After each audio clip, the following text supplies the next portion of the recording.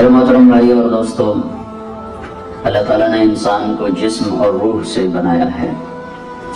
یہ دو الگ چیزیں ہیں، ان دونوں کے لیے الگ نظام ہیں، ان دونوں کی الگ ضروریات ہیں۔ جسم کو مٹی سے بنایا ہے، واللہ خلقکم من تراب، پھر مٹی میں سے غذا کو نکالا ہے، وَلَقَدْ خَلَقْنَا الْإِنسَانَ مِنْ سُلَالَةٍ مِنْ طِينٍ، پھر اسے ایک نطفے کی شکل میں رحم میں ٹھہرایا ہے، ثم جعلناه نطفة في قرار مكين، پھر اسے ایک مضبوط ٹھکانے میں رکھا، الى قدر معلوم، ایک مقرر مدت تک، فقدرنا، اور یہ سارا اندازہ تقدیر میرے اللہ کا تھا، فنعم القادرون، تو کوئی ہے تیرے رب جیسا ایسا بنا کے دکھاتا۔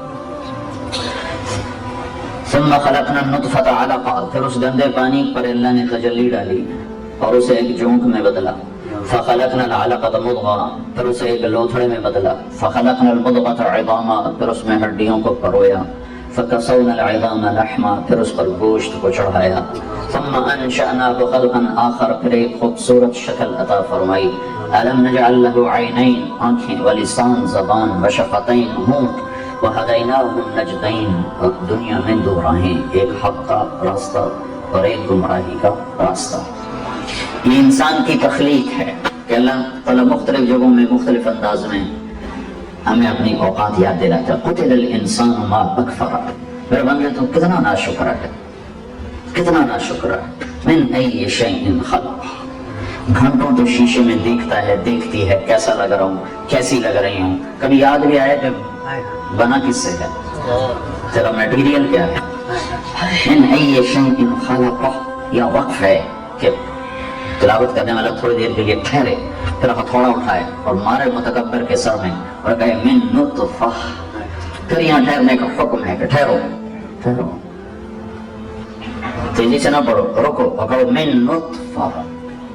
شیشے میں دیکھنے والے غور کر، تو ایک گندا پانی ہے، خلقہ، بنایا، الم یکن نطفۃ من منی یمنی، کیا تو ایک بہتا ہوا گندا پانی نہ تھا، ثم كان علقة فجعل منه الزوجين الذكر والانثى، اسی گندے پانی پر تجلی ڈالی تو لڑکی بنا دی، تجلی ڈالی تو لڑکا بنا دیا، يهب لمن يشاء اناثا، چاہا تو بیٹیاں دے دی، ويهب لمن يشاء الذكور، چاہا تو بیٹے دے دیے، اور يزوجهم ذكرانا واناثا، چاہا تو بیٹے اور بیٹیاں دونوں دے دیے، ويجعل من يشاء عقيما، اور جب چاہا تو بے اولاد کر دیا، لگاؤ زور نہیں دیتا۔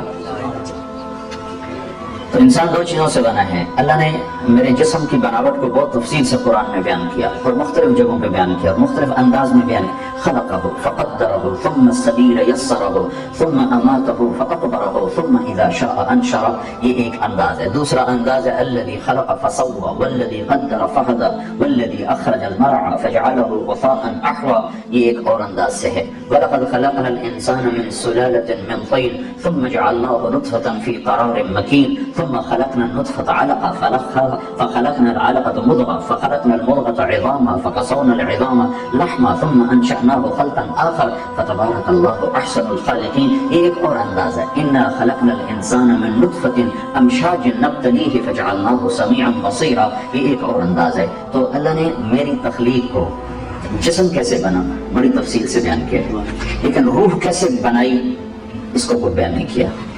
اور روح کے بارے میں سناٹا، خاموش، وَنَفَخَ فِيهِ مِن رُوحِهِ، ہاں یہ کہہ دیا تم مٹی سے بنے تھے، جب تم 4 مہینے کے ہوئے تھے تو میرا امر تیرے اندر داخل ہوا۔ آج تک ڈاکٹر نہیں سمجھ پائے کہ یہ کیوں حرکت کرنے لگ جاتا ہے، زندگی کس چیز کا نام ہے، میڈیکل سائنس نہیں جانتی، اور موت کس چیز، میں میڈیکل بھی پڑھا ہوں، موت کس چیز کا نام ہے میڈیکل نہیں جانتی۔ 200 جواب میڈیکل سائنس میں لکھے ہوئے، موت کسے کہتے ہیں، یہ ہے، شاید یہ ہے، شاید یہ ہے، شاید یہ ہے، اور وہ 200 بنتے ہیں اور اس میں سے ایک بھی ٹھیک نہیں، ایک بھی ٹھیک نہیں۔ یہ وہ زندگی نہیں جانتے تو موت کیسے جانیں گے، یہ وہ ابتدا کو نہیں جانتے تو انتہا کو کیسے جانیں گے۔ تو بیچ میں تھوڑی سی شکل دیکھ رہے ہیں، یہ تو ہمیں اللہ نے بتلا دیا، تو میں بتا رہا ہوں، آپ سن رہے اور آپ ساری لا رہے ہیں، ہاں ٹھیک کہہ رہے ہو، ٹھیک کہہ رہے ہو۔ روح کیا ہے؟ خاموشی ہے، لیکن اللہ کا امر ہے، اندر ڈالا اور حرکت شروع ہو گئی۔ علمتک الجلوس فی بطن امک، میں تمہیں ماں کے پیٹ میں بیٹھنا سکھاتا ہوں، کھیلنا سکھاتا ہوں۔ اور پوری دنیا تیرے لیے آباد کر دیتا ہوں. لم ازل ادبر فیک تدبیرا، مسلسل میری تدبیر تیرے ماں کے پیٹ میں تیرے اندر چلتی رہتی ہے. حتی انفضت ارادتی فیک، اور میرے ارادے تیرے اندر مکمل ہو جاتے ہیں کہ ہاں اسے باہر زندہ لانا ہے، مردہ نہیں لانا، لوتھڑا نہیں لانا، زندہ باہر لانا ہے. تو پھر ثم السبیل یسرا، پھر میں راستہ کھولتا ہوں. پھر ایک فرشتہ آتا ہے جو پر بچھا کر تمہیں باہر لاتا ہے. لا لک سن تقطع ولا لک ید تبطش ولا لک رجل تمشی، تیرے ہاتھ میں طاقت نہیں تو پکڑ سکے، تیرے منہ میں دانت نہیں تو کاٹ سکے، تیرے پاؤں میں طاقت نہیں تو چل سکے. تو ایسا بے بس ہوتا ہے جب تو اتنا بے بس ہوتا ہے کہ تیرا پیشاب تیرا پخانہ تیرے اوپر ہی ہوتا ہے. تو میں کیا کرتا ہوں، ادرت لک عرقین رقیقین ینبعان لک لبنا خالصا دافعا فی الشتاء وباردا فی الصیف. تو میں تیری ماں کی چھاتی جو سب سے تیرے قریب وسیلہ اور ذریعہ ہے، میں وہاں دودھ کے 2 چشمے تیرے لیے جاری کرتا ہوں جو گرمیوں میں ٹھنڈا اور سردیوں میں گرم دودھ تجھے مہیا کرتے ہیں. فہل یقدر علی ذلک احد غیری، کوئی اور بھی ہے یہ سارا کچھ کر کے دکھائے؟ کوئی اور ہے تیرے رب کے سوا؟ کوئی اور ہے؟ ہاں، صرف اللہ ہمارا معبود ہی نہیں ہے، ہمارا محبوب بھی ہے، میرا بنانے والا ہے. ہم اللہ کو فلسفی انداز میں مانتے ہیں، عاشقانہ انداز میں نہیں مانتے. کیا ہم نے قرآن ایسا پڑھا ہی نہیں کہ جس سے رگ عشق بیدار ہو؟ قرآن فقہی انداز میں پڑھا، مسئلے مسائل کے انداز میں پڑھا. یہ کلام عشق ہے، ایسے تو پڑھا ہی نہیں. کلام عشق کے طور پر پڑھتے تو رگ رگ پھڑک اٹھتی، دل کے تاروں پہ ایک ہی نغمہ بجتا ہے، وہ قرآن ہے. اس کے علاوہ کوئی اور نغمہ چھڑتا ہی نہیں ہے. تار ہی ٹوٹ جاتے ہیں. کوئی اور راگ چھیڑو گے دل کے تاروں پر تو وہ تار بھی ٹوٹ جائیں گے. دل کے تاروں پہ صرف قرآن کے نغمے ہیں، قرآن کے نغمے ہیں جو چھڑتے بھی ہیں، جو مچلتے بھی ہیں، جو سارے وجود کو عشق میں ڈبو دیتے ہیں. وَهَلْ يَقْدِرُ عَلَى ذَلِكَ أَحَدٌ غَيْرِي، کوئی اور ایسا کر سکتا ہے؟ کوئی ہے جو ایسا کر کے دکھائے؟ پھر وَجَعَلْتُ لَكَ حَنَانًا فِي صَدْرِ، پہلے میں قرآن پڑھ رہا تھا، اب یہ قرآن نہیں ہے، اب یہ حدیث بتا. وَجَعَلْتُ لَكَ حَنَانًا فِي صَدْرِ أَبَوَيْكَ، میں تیرے 2 ہستیاں تیرے لیے بے قرار کرتا ہوں، تیرے ماں باپ کو تیرے لیے پریشان کرتا ہوں. لا یاکلان حتی تشبع ولا ینامان حتی ترقد، تو کھائے نہیں وہ کھا نہیں سکتا، تو سوئے نہیں وہ سو نہیں سکتا. کسی کا بچہ روئے تو سر میں درد ہوتا ہے، اپنا بچہ روئے تو سینے میں درد اٹھتا ہے. یہ فرق کیسے ہے؟ یہ اوپر سے ہے کہ اللہ دلوں میں محبت ڈال دیتا ہے. یہ ذاتی نہیں ہوتی، اللہ ڈالتا ہے. وَإِن كَادَتْ لَتُبْدِي بِهِ لَوْلَا أَن رَّبَطْنَا عَلَىٰ قَلْبِهَا وَلِتَكُونَ مِنَ الْمُؤْمِنِينَ. کیا قربان جاؤں، اللہ کیا کیا قصے سناتے. وَحَرَّمْنَا عَلَيْهِ الْمَرَاضِعَ، موسیٰ علیہ السلام فرعون کے گھر میں آ گئے، اب انہوں نے دودھ پینا چھوڑ دیا. ساری عورتیں آ کے تھک گئی، نہیں پیا. تو ان کی بہن نے کہا هَلْ أَدُلُّكُمْ عَلَىٰ أَهْلِ بَيْتٍ يَكْفُلُونَهُ وَهُمْ لَهُ نَاصِحُونَ، ایک گھر والے کا پتہ بتاؤں، ایک گھر والوں کا پتہ بتاؤں وہ اس کو پلا سکتے ہیں. کہا بتاؤ. تو اب ان میں موسیٰ علیہ السلام کی ماں کو بلایا گیا. موسیٰ علیہ السلام کی ماں نے ان کو اپنے ہاتھوں میں صندوق میں ڈالا، دریا میں بہایا، اور انتہائی پریشان کہ اب یہ بچے گا، مرے گا، کدھر جائے گا، کیا حال ہوگا. تو ان ساری کیفیتوں کے بعد ماں نے بچے کو دیکھا. تو آپ کا کیا خیال ہے، ماں کے چہرے پر تاثر نہیں آیا؟ وہ اپنی ماں ہونا چھپا سکتی ہے؟ کتنے کو بناوٹ کر لے گی، کتنے کو اداکاری کر لے گی. بعد ان ہوا کا صبرت ہم لم تصبرا وبكاك ان لم يجري دمعك اوجرا كم غر صبرك وابتسامك صاحبا لما راى وفي الحشا ما لا يرى امر الفؤاد لسانه وجفونه فكتمنه وكفى بجسمك مخبرا. وہ کہتا ہے اگر تو اپنے جذبے چھپا بھی لے تو تیرے دل پہ آنے والا تاثر کیسے چھپے گا. اگر تو اسے بھی چھپا لے تو تیرے آنسوؤں کا کیا علاج ہے، اور اگر تو آنسو بھی چھپا لے تو تیرے وجود کا گھل جانا، ہڈیاں بن جانا، اس کا کیا علاج ہے. تو عشق چھپا نہیں سکتا. ماں اپنی ممتا چھپا سکتی؟ تو اللہ تعالیٰ کہتا ہے ان كادت لتبدی به، جب موسیٰ علیہ السلام کی ماں نے دیکھا موسیٰ کو تو ایک دم ماں ہونا کھل کے آنے لگا تھا. لولا ان ربطنا على قلبها، میں نے ایک دم موسیٰ کی محبت اس کے دل سے کھینچ کے نکال اور اسے اجنبی عورت بنا دیا. کیوں دیکھ رہے ماں ایسے دیکھتی؟ تو ماں باپ سمجھتے ہیں شاید ہم اپنی طاقت سے اولاد سے محبت کرتے ہیں. اللہ ہے. سانپ کی مادہ بھی ماں ہے، انڈے دیتی ہے، بچے بناتی ہے، اور پھر اپنے بچوں کو خود کھانا شروع کر دی جب اسے بھوک لگتی ہے. یہ ایک عجب مادہ ہے جو اپنے بچے خود کھا جاتی ہے پھر بھوک لگے. تو سانپ کا بچہ پیدا ہوتا ہی بھاگنے کی کوشش کرتا ہے. اور یہ صفت اگر اللہ نے مادہ سانپ میں نہ رکھی ہوتی تو تمہارے سڑکوں پہ بھی سانپ پھر رہے ہوتے. جب اسے بھوک لگتی تو اپنی کھا جاتی ہے. تو ماں ہونے سے محبت نہیں آتی, اللہ محبت ڈالتا ہے. لولا اربطنا علی قلبها, کہ میں نے اس کے دل کو باندھ دیا اور اسے پتھر بنا دیا. اور وہ پتھرائی نظروں سے موسیٰ کو دیکھ رہی, اور فرعون دیکھ رہا تھا, چونکہ فرعون کو شک پڑ چکا تھا. تو ہر آنے والی کے چہرہ وہ پڑ رہا تھا کہ جو ماں ہوگی وہ پتہ چل جائے گا. تو ماں کا پتہ چلنے کو تھا کہ اللہ نے کھینچ کے رکھ دیا, محبت نکال کے وہ کھینچ دی. اللہ کہتے ہیں فَهَلْ يَقْدِرُ عَلَى ذَلِكَ أَحَدٌ غَيْرُكَ, کوئی اور ہے تیری محبت پیدا کر سکے؟ نہ تیرے پیشاب دھونا, تیرے پخانے اٹھانا کوئی آسان کام تھا. کیوں اٹھائے, کیوں دھوئے پیشاب, کیوں لے کر پھرے ڈاکٹر, کیوں بھاگے بھاگے پھرے, کیوں منتیں مانگی, کیوں مرادیں مانگی, کیوں دعائیں مانگی, کیوں بیت اللہ کے پردے پکڑے؟ کہ اللہ نے کہا میں کرتا ہوں, میں کرتا ہوں, میرے سوا کوئی کر نہیں سکتا. تو اس اللہ کا یہ پیغام ہے کہ جب میں نے یہ سب کچھ کیا ہے تو بھی تو کچھ کر, کہ تو میری مان کے چل, تو میری مان کے چل. یہ تمہاری اولاد ہے تو میں نے کان سے پکڑ کے تو یہ کرو, یہ نہ کرو, یہ کرو, یہ نہ کرو. تو آگے کوئی ویر حجت کرے تم کہتے ہو چپ رہو, جو کہا جائے وہ کرو, جو کہا جا رہا ہے وہ کرو, تم ابھی چھوٹے ہو تمہیں پتہ نہیں. یہی کچھ اللہ مجھے کہتا ہے کہ میرے بندے وہ کر جو کہہ رہا ہوں, شراب نہ بیچ, سود پہ کام نہ کر. تم کہتے ہو گزارا نہیں ہوتا, تو اللہ کہتا ہے تمہیں خبر نہیں, مجھے خبر ہے. تم چھوٹے بچے کے سے تو اپنی مرضی کروا لیتے ہو, ممکن ہے تمہارا بچہ تم سے صحیح بات کر رہا ہو اور تم غلط ہو, لیکن تم بڑے ہونے کے دعوے پر اپنے بچے کو اپنے تابع چلاتے. تو میں تم سب کا بڑا ہوں اور مجھ سے بڑا کوئی نہیں. میں کہتا ہوں یہ کام مت کر, تم کہتا میرا گزارا نہیں. کیسے کہتے ہو, اس کے بغیر کاروبار نہیں چلتا, یہ تم کیسے کہتے ہو؟ تو دو چیزوں سے اللہ نے انسان کو بنایا, ایک جسم, ایک روح. روح اللہ کا امر ہے, وہ آتا ہے تو زندگی وجود میں آتی ہے, اور اس کے بارے میں خاموشی ہے. یسألونک عن الروح, کہ قریش مکہ گئے یہود کے پاس کہ یہ جو ہمارا نوجوان اپنے آپ کو نبی کہنا شروع کر دیا ہے اس نے, تو اس کو ہم کیسے ٹیسٹ کریں؟ تو یہودیوں نے کہا اس سے 3 سوال کرو. پوچھو ذوالقرنین کون ہے, پوچھو اصحاب کہف کون ہیں, پوچھو روح کیا ہے. وہ 2 کا جواب اگر دے, ذوالقرنین اور اصحاب کہف کا قصہ سنائے اور روح پر خاموش ہو جائے تو وہ نبی ہے, اور اگر روح کا بھی فلسفہ بتانا شروع کر دے تو پھر وہ جھوٹا ہے.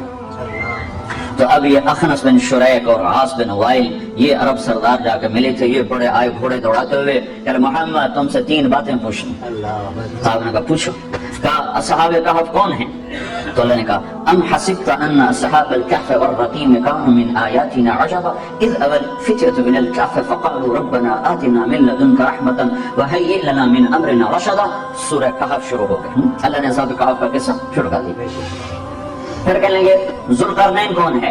تو اللہ تعالیٰ نے اتارا یسألونک عن ذی القرنین قل سأتلو علیکم منہ ذکرا انا مکننا له فی الارض وآتیناہ من کل شیء سببا فاتبع سببا. میں تمہیں ذوالقرنین کا قصہ سناتا ہوں, وہ سارا سنا دیا. پھر پوچھا روح کیا ہے, روح کیا؟ اب وہ سارے منتظر ہیں کہ اب روح پر بھی کوئی تقریر کرے گا. روح وہ تو ما ینطق عن الہوی, میرا نبی خود تو بولتا ہی نہیں تھا, وہ بولتا تھا جو اللہ بلواتا تھا. ایک صحابی کہنے گے یا رسول اللہ عبداللہ بن عمر میں آپ کی باتیں لکھا کرتا ہوں, کبھی کبھی آپ غصے میں ہوتے ہیں, اس وقت بھی لکھا کروں. انہوں نے یوں سوچا کہ جیسے ہم غصے میں اوپر نیچے ہو جاتے ہیں, تو اللہ کا نبی غصے میں, کیا اللہ کا نبی غصے میں بھی صحیح بات کرتا ہے؟ یہ ان کو دھوکہ لگ گیا. تو یا رسول اللہ آپ غصے میں ہوتے ہیں, اس وقت بھی میں لکھا کروں؟ تو آپ نے کہا اکتب فوالذی نفسی بیدہ, لکھ اس ذات کی قسم جس کے قبضے میں میری جان ہے, لا یخرج من ھذا, کیوں کیا الا الحق, لکھ کہ اس ذات کی قسم جو میری جان کا مالک ہے, اس زبان سے حق کے سوا کچھ نہیں نکلتا, ہر حال میں حق ہی نکلتا. یسألون روح کیا ہے محمد؟ تو آپ نے کہا, تو اللہ نے کہا یسألونک عن الروح, یہ پوچھتے ہیں یسألونک عن ذی القرنین قل سأتلو علیکم منہ ذکرا. یہ کہتے ہیں ذوالقرنین کا سن, یہ کہانی ہے ذوالقرنین کی. یہ کہتے ہیں اصحاب کہف تو سن, ام حسبت ان اصحاب الکہف والرقیم كانوا من آیاتنا عجبا. اب یہ کہتے ہیں روح کیا ہے؟ یسألونک عن الروح قل الروح من امر ربی وما اوتیتم من العلم الا قلیلا. ختم. یہ کہتے ہیں روح کیا ہے؟ تو آپ ان سے کہیے کہ روح میرے اللہ کا امر ہے اور تمہیں بہت تھوڑا علم دیا گیا ہے. بات تو ٹھیک ہے, پر مانیں گے نہیں, ہے مانے پر بھی نہیں ہے. تو اللہ نے میرا اور آپ کا جسم 2 چیزوں سے بنایا ہے, ایک مٹی, ایک روح. مٹی سے یہ جسم بنا اور اس کا رنگ روپ ڈالے, یصورکم فی الارحام کیف یشاء، اور پھر روح ڈالی۔ اب روح کے لیے الگ ضرورتیں ہیں اور جسم کے لیے الگ ضرورتیں ہیں۔ روح کی غذا الگ ہے، جسم کی غذا الگ ہے۔ جسم کے لیے اللہ نے اس کو مٹی سے بنایا تو اللہ نے اس کا دھرتی پر دو دسترخوان لگائے ہیں۔ ایک دسترخوان ہے جس پر جسم کے لیے غذا چنی ہوئی ہے، اور دوسرا دسترخوان ہے جس پر روح کے لیے غذا چنی ہوئی ہے۔ جس غذا کو چھوڑو گے اس کا نقصان آپ کو نظر آئے گا، اس کا نقصان آپ کو اٹھانا پڑے گا۔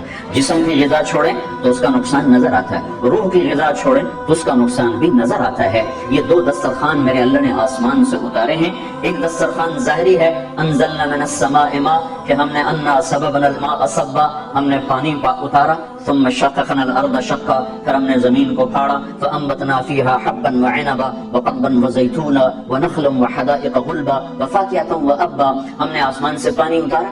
الم تر، اس سے اور پہلے الم تر ان اللہ یزجی سحابا، دیکھتے نہیں ہو یہ بادل کہاں سے آتے ہیں؟ تمہارے بس میں ہوتے تو تم سردیوں میں سڑک بھگاتے تھے بادل، تو ہٹ جاؤ زانو، دبک جائیے زانو۔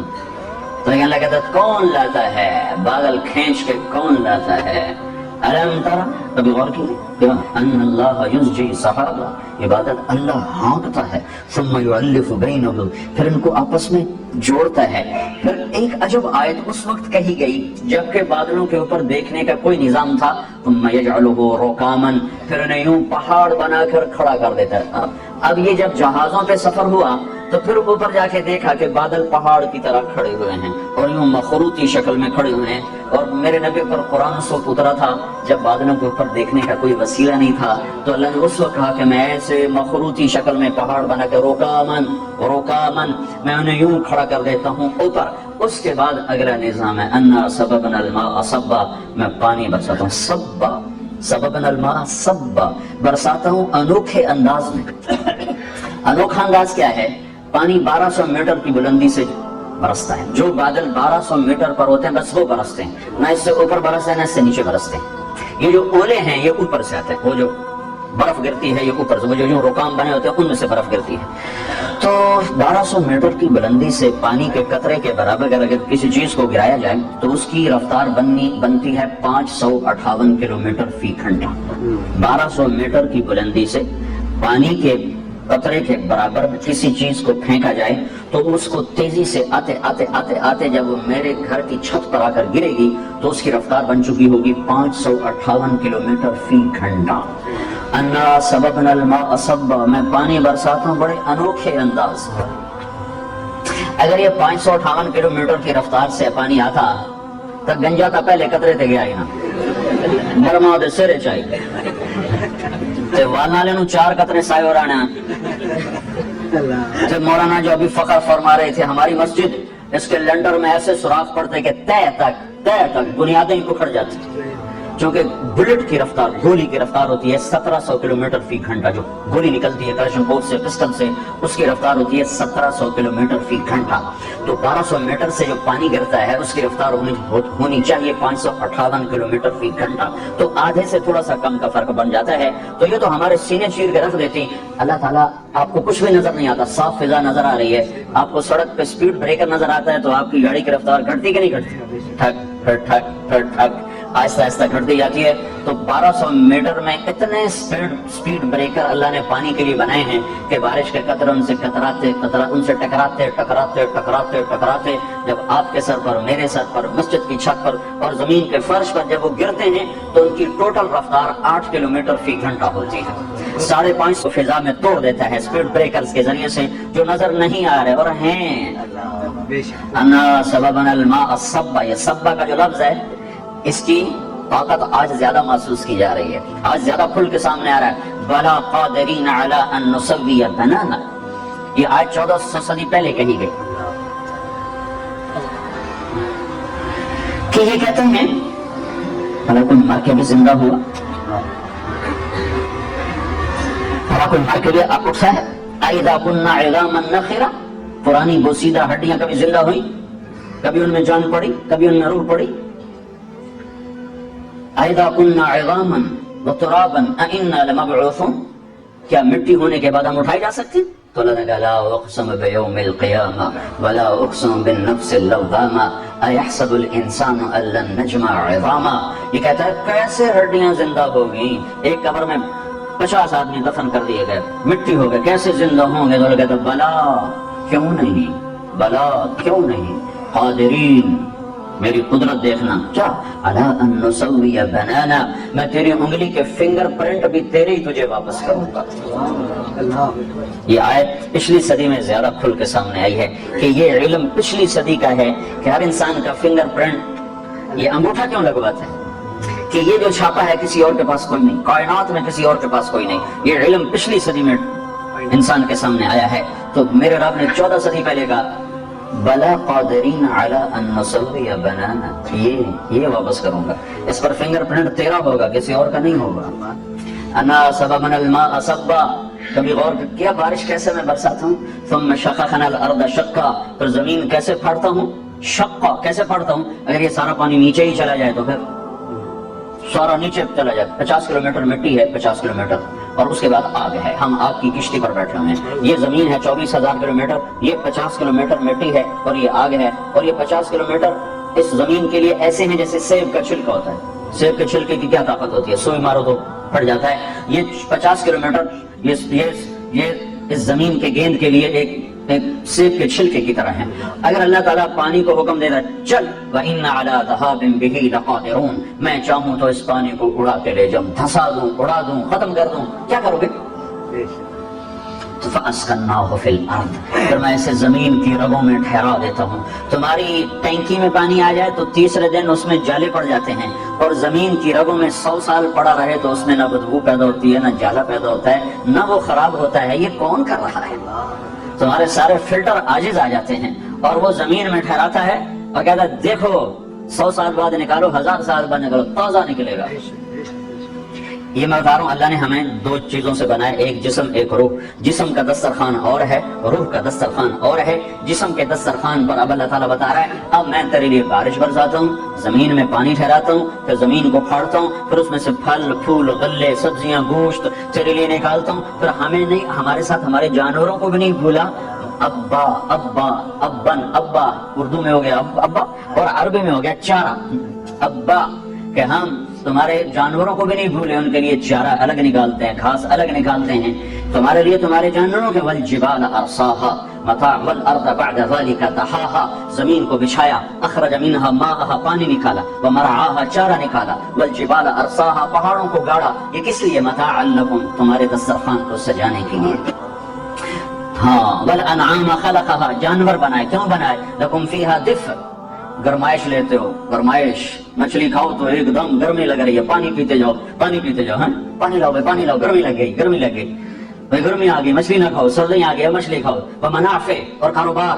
منها تاکلون، اور بہت سے جانور ہیں جن کا گوشت تم کھاتے ہو. ولکم فیہا جمال، پھر میں تمہارے لیے بڑی خوبصورتی کا منظر ہوتا ہے. کب؟ حین تریحون وحین تسرعون، جب یہ صبح چرنے کو نکلتے ہیں تو اور منظر ہوتا ہے، جب شام کو واپس آتے ہیں تو اور منظر ہوتا ہے. تمہیں یہاں تو ملتا ہے دیکھنے کو، یہاں تو عام ملتا ہے چراگاہوں میں جانوروں کا چرنا، کتنا خوبصورت نظر آتا ہے. وتحمل اثقالکم الی بلد لم تکونوا بالغیہ الا بشق الانفس، پھر یہ تمہارا وزن بوجھ وہاں اٹھا کے لے جاتے ہیں جہاں ٹرک نہیں جاتا ہے. بے شمار پہاڑ ہیں جہاں سڑک نہیں جاتی ہے، وہاں جانور جاتے ہیں، جانور جاتے ہیں. یوک ہمارے اوپر پہاڑوں میں، گلگت کے پہاڑوں کے اوپر جانور ہے، وہ یوں سیدھی دیوار پہاڑ ہوتا ہے، اس کے اوپر ایسے پاؤں رکھتا ہے جیسے اب ہموار زمین پہ پاؤں رکھتے ہیں، یوں چڑھتا چلا جاتا ہے.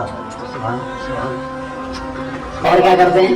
والخیل والبغال والحمیر لترکبوها وزینہ ویخلق ما لا تعلمون، پھر میں نے گھوڑے بنائے، گدھے بنائے، خچر بنائے جن پر تم سواری کرتے ہو. اور یہ 14 صدی پہلے کی آیت ہے. اور کچھ اور بناؤں گا جو تم ابھی نہیں جانتے ہو. ریل بناؤں گا، جہاز بناؤں گا، موٹریں بناؤں گا، ٹرک بناؤں گا، گاڑیاں بناؤں گا، موٹر سائیکل بناؤں گا، سائیکل بناؤں گا. وَيَخْلُقُ مَا لَا تَعْلَمُونَ، یہ اللہ تعالیٰ اس زمانے کے لوگوں سے کہہ رہا ہے کہ کچھ اور سواریاں میں نے بنانی ہیں، آج کے دور میں ان کی ضرورت نہیں، آئندہ ضرورت پڑے گی تو وہ میں بناؤں گا جن کا تمہیں علم نہیں ہے. یہ میں ایک دسترخوان کی کہانی آپ کو سنا رہا ہوں کہ اللہ تعالیٰ نے ہمارے لیے اس جسم کی غذا کے لیے ایک دسترخوان سجایا جس پر اللہ نے نعمتوں کے انبار لگا دیے، اور اس میں اللہ تعالیٰ نے کبھی سبزی، کبھی گوشت، کبھی پھل، کبھی ترکاری، کبھی دال، کبھی وہ بنو اسرائیل نے کہا تھا من بقلہا وقفائہا وفومہا وعدسہا وبصلہا۔ انسان کی فطرت ہی ایسی ہے، بٹیرے کھا کا آکھنے لگے تھک پہ، کوئی دال تک ہوا موسا ذرا دال کھانا دل کرتا پہ، اسی بٹیرے کھا کا تھک گئے ہیں، کوئی وصل، کوئی لسن، کوئی پیاز، کوئی مسری دی دال، مگر تمہارا بیڑا غرق ہو جائے، تم ایسے بہترین کھانے چھوڑ کے مسری کی دال پہ آ گئے ہو، کہتے ہیں ایسی کھاونی ہے، دال ہی کھاونی ہے۔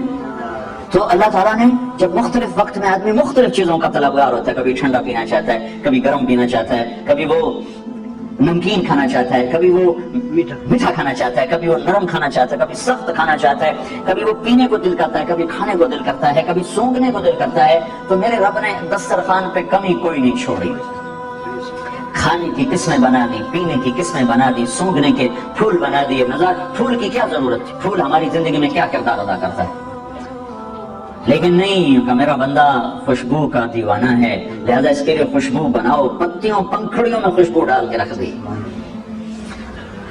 آبشاروں کی ہمیں کیا ضرورت تھی؟ جھرنوں کی ہمیں کیا ضرورت تھی؟ ابلتے چشمے، پہاڑوں سے گرتی ہوئی آبشاریں، اور بلبل کا نغمہ، کوئل کی کوک، پرندوں کی ڈاریں، ان کی ہمیں کیا ضرورت تھی؟ لیکن میرے اللہ نے کیوں بنایا؟ کہ تیری نظر کی تسکین کے لیے، کہ تو حسن پرست ہے، اچھا منظر تیرے دل کو بھاتا ہے۔ اللہ تعالیٰ ایویں کالے پہاڑ چھک دیندا، چل بھائی ٹھیک ہے 4 دن تو زندگی ٹپاونی۔ کیا خوبصورت دنیا بنائی اللہ تعالیٰ، اور حیرت کی بات ہے ساری کائنات کو 2 دن میں بنایا، اور اس چھوٹی سی زمین پر پورے 4 دن لگایا۔ عرش، لوح، قلم، کرسی، 7 آسمان، جبریل، میکائیل، اسرافیل، اسرائیل، جنت، دوزخ، یہ سیارے، ستارے، یہ سب کچھ صرف 2 دن میں بنائے، صرف 2 دن میں، صرف 2 دن میں، صرف 2 دن میں۔ اور یہ چھوٹی سی زمین جو ڈاٹ بھی نہیں ہے کائنات کے اندر، ڈاٹ بھی نہیں بنتا کائنات کے اندر، اس چھوٹی سی زمین پر پورے 4 دن لگائے۔ ان ربکم اللہ الذی خلق السماوات والارض فی 6 ایام، تمہارا رب وہ ہے جس نے 6 دن میں زمین آسمان کو بنایا۔ تو مجھے خیال آیا کرتا تھا کہ زمین تو اللہ تعالیٰ نے 1 سیکنڈ میں بنا دی ہوگی، چونکہ اتنی بڑی جو کائنات بنائی ہے تو اس میں زمین ہے ہی چھوٹی سی، تو 1 سیکنڈ 2 سیکنڈ میں بنا دی ہوگی۔ تو ایک دن حامیم پڑھتے ہوئے میرے تو رونگٹے کھڑے ہو گئے، قل انکم لتکفرون بالذی خلق الارض فی یومین وتجعلون له اندادا ذلک رب العالمین وجعل فیها رواسی من فوقها وبارک فیها وقدر فیها اقواتها فی 4 ایام سواء للسائلین ثم استوى الى السماء وهي دخان فقال لها وللارض ائتيا طوعا او كرها قالتا اتينا قضاهن 7 سماوات في يومين واوحى في كل سماء امرها وزينا السماء الدنيا بمصابيح وحفظا ذلك تقدير العزيز العليم۔ ایسے میں کام تھا کہ میرے اللہ نے کہا میرے بندو کس رب کے منکر ہو رہے ہو جس نے تمہیں رہنے کے لیے جو زمین عطا فرمائی، پوری کائنات کو 6 دن میں بنایا، اور اس 6 دن میں 2 دن پورے تمہارے زمین کے ڈھانچے کو بنانے میں لگائے، اور 2 دن اس کے اندر تمہارے لیے غلے غذاؤں تمہارا دسترخوان سجانے کے لیے لگائے، 4 دن پورے تمہاری زمین پر لگائے، پھر آسمان پر توجہ فرمائی، اور پھر عرش کو، کرسی کو، قلم کو، لوح کو، 7 آسمانوں کو، جنت کو، دوزخ کو، سب کچھ کو اللہ نے صرف 2 دن میں بنا کے مکمل کر دیا۔ تم اس رب سے منکر ہو۔ یہ زمین تو سجدوں کے لیے تھی، یہ شراب خانوں کے لیے تو نہیں تھی، یہ زمین تو مسجد کے لیے تھی، یہ ناچ گانے کے لیے تو نہیں تھی۔ تم 14 اگست ناچ کے مناتے ہو، تم 14 اگست گا کے مناتے ہو۔ کیا سیلیبریشن ہو رہی ہے کہ جس رب نے تمہیں اتنا بڑا تحفہ دیا تو اسی سے بغاوت کر کے اپنی خوشی کا اظہار کرتے ہو۔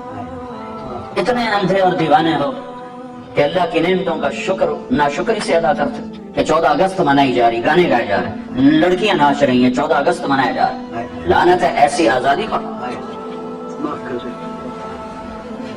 کہ جس میں اللہ ہی ناراض ہو۔ 6 لاکھ انسان ذبح ہوئے تب پاکستان بنا۔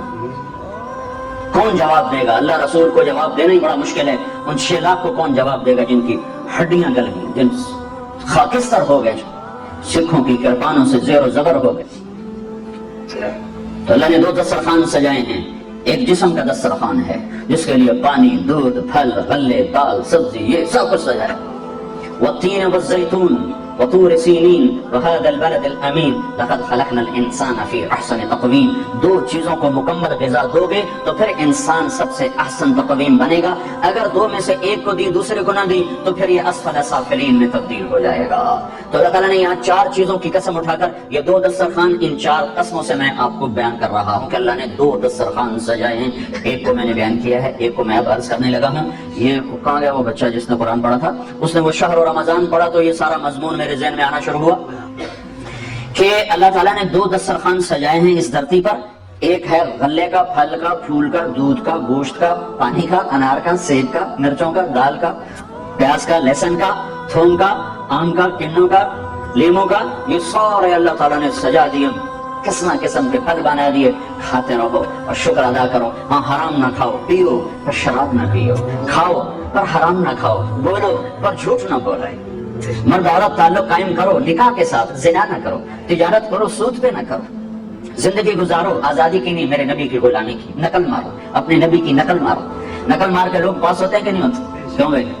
ارے بولو, نقل مار کے پاس ہوتے ہیں کہ نہیں ہوتے؟ کہ آج میں بوٹی لائی ہے تو میں یہ کہتا ہوں تم اپنے نبی کی نقل مارو, تم اپنے نبی کی نقل مار لو. تم کہتے ہو ہمارا اندر بڑا گندا ہے, رہنے دو گندا, تم اپنے نبی کی نقل مار لو. تو اللہ کی قسم جیسے تم نقل مار کے دنیا میں پاس ہوتے ہو, اگر اپنے نبی کی نقل مارو گے نا تو اللہ بڑی حیا کرے گا تم سے, وہ تمہیں پاس کر دے گا. بڑی شرموں والا ہے. موسیٰ علیہ السلام نے کہا یا اللہ جادوگر تو پانی دے. موسیٰ علیہ السلام نے کہا یا اللہ جادوگر تو میرے مقابلے میں آئے تھے, تو نے ان کو ہدایت کیوں دے دی؟ تو اللہ تعالیٰ نے کہا موسیٰ تیرا روپ دھار کے آئے تھے, تیری شبیہ مجھے ان میں نظر آئی, مجھے پیارے لگے, میں نے ان کو بھی ہدایت نصیحت عطا فرمائی. تو تم کسی کے پیچھے تو چلو گے نا. یہ حلیہ مولوی صاحب کا نہیں ہے, یہ میرے نبی کا. میں نے نقل ماری, میرا اندر گندا ہے, میں غلیظ انسان ہوں, میں گندگیوں سے بھرا ہوا ہوں, لیکن میں نے نقل ایک بڑے کھرے کی ماری ہے, ایک بڑے سچے سودے کے پیچھے میں چلا ہوں. اور مجھے اپنے اللہ سے امید ہے کہ وہ حیا والا ہے, وہ شرم والا ہے, وہ درگزر کرنے والا ہے. تو تم نقل مارو. ان عورتوں سے کہتا ہوں اماں خدیجہ کی نقل مارو, بی بی فاطمہ کی نقل اتارو. یہاں کی عورت نے آزادی پا کے کتنا دکھ پایا ہے.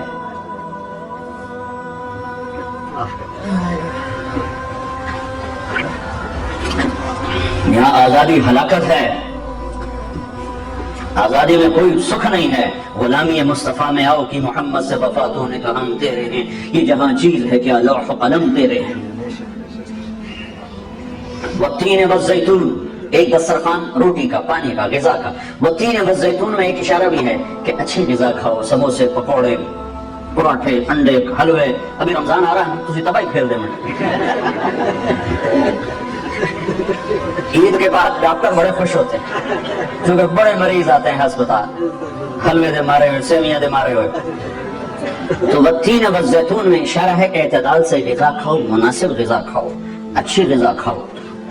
لذتوں کے پیچھے نہ بھاگو, چسکے کے پیچھے نہ بھاگو, اعتدال کے ساتھ اپنی غذا کو. علامہ ذہبی نے, طب نبوی بہت سے محدثین نے لکھی ہیں, ایک علامہ ذہبی نے لکھی ہے, وہ اتنی معروف نہیں ہوئی. ابن القیم کی معروف ہوگی, علامہ ذہبی کی طب نبوی معروف نہیں ہوئی. تو اس میں ایک چھوٹا سا چارٹ انہوں نے دیا ہوا ہے کہ کس چیز کو کس چیز کے ساتھ ملا کر کھاتے ہیں اور کس چیز کے کھاتے ہوئے دوسری چیز کو نہیں کھاتے. وہ ایک خوبصورت سا چھوٹا سا چارٹ ہے. تو میں وہ پڑھ رہا تھا تو میرے ساتھ ایک پروفیسر بیٹھے تھے میڈیسن کے, ڈاکٹر عبد الواحد مرحوم. میں نے کہا ڈاکٹر صاحب یہ چارٹ میں آپ کو پڑھ کے سناتا ہوں. سناؤ. میں نے سنا ہے, کہنے کہ جو آدمی اس پہ عمل کر لے گا وہ مرض الموت کے سوا بیمار نہیں ہو سکتا.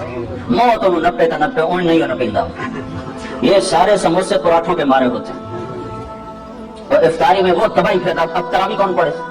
ترائے سیر کا اندر گیا پہ پراٹھا پکوڑے, ہوں تراوی کہیں پڑھنی. اور میرے نبی نے فرمایا تراوی کے ہر سجدے پہ 1500 نیکی لکھی جاتی.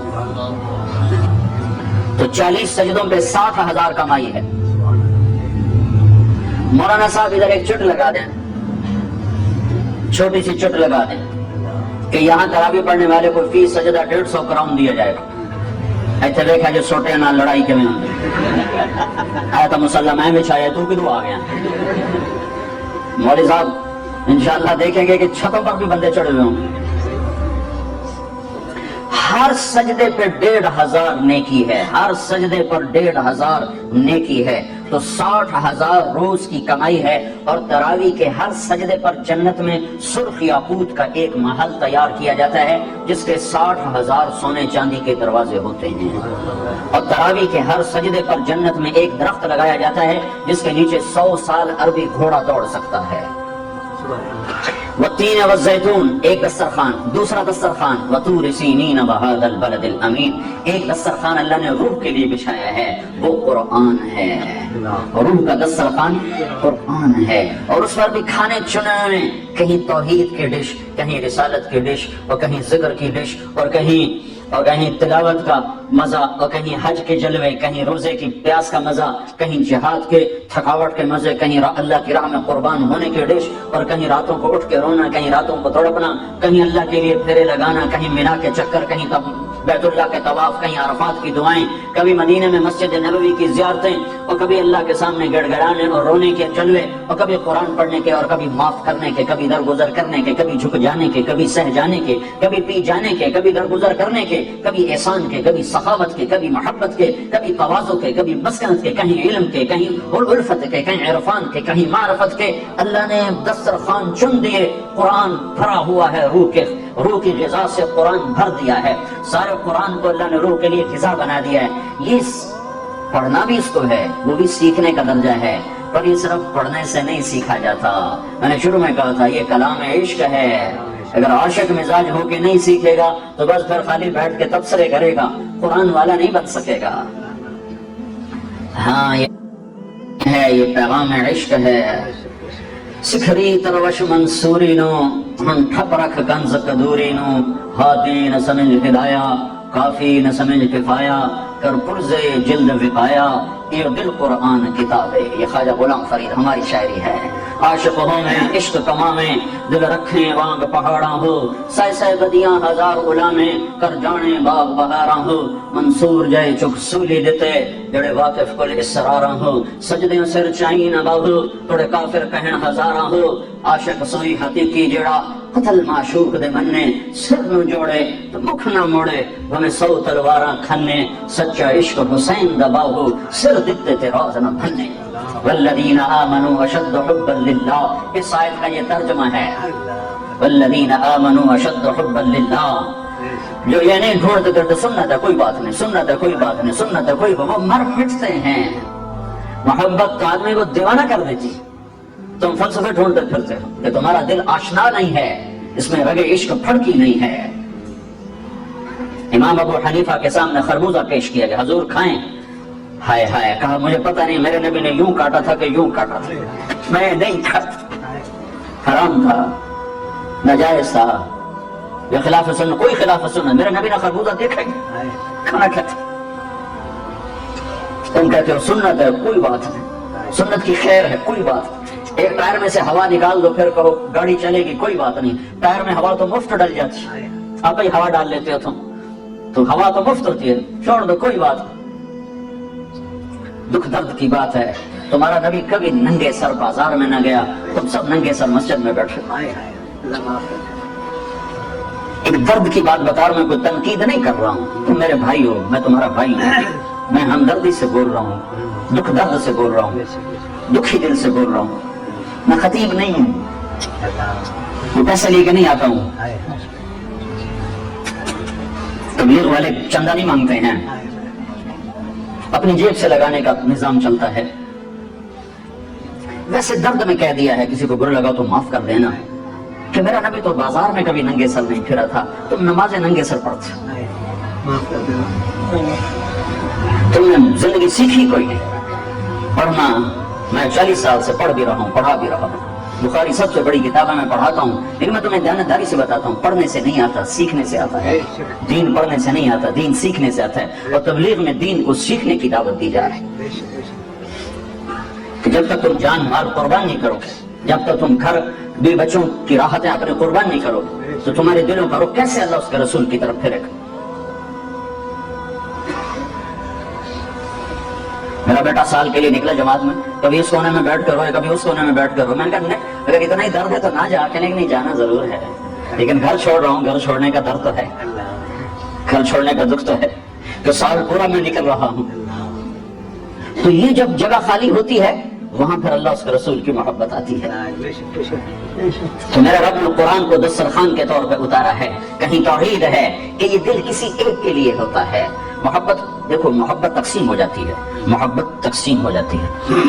بیوی سے الگ ہوتی ہے، ماں سے الگ ہوتی ہے، بچوں سے الگ ہوتی ہے، باپ سے الگ ہوتی ہے، اپنے آپ سے الگ ہوتی ہے، دوستوں سے الگ ہوتی ہے. محبت تقسیم ہوتی ہے. لیکن محبت میں ایک مقام ہے جہاں آ کر وہ ناقابل تقسیم ہو جاتا ہے. اس کو پھر عربی میں عشق کہتے ہیں. عشق محبت سے اوپر کا درجہ ہے عشق، کہ اس میں محبت کرنے والا اپنا بھی نہیں رہتا. بیوی بچے تو بات کی بات ہے، وہ اپنا بھی نہیں رہتا. عدل العوادل حول قلب الطائه وهو الاحبة منه في صودائه.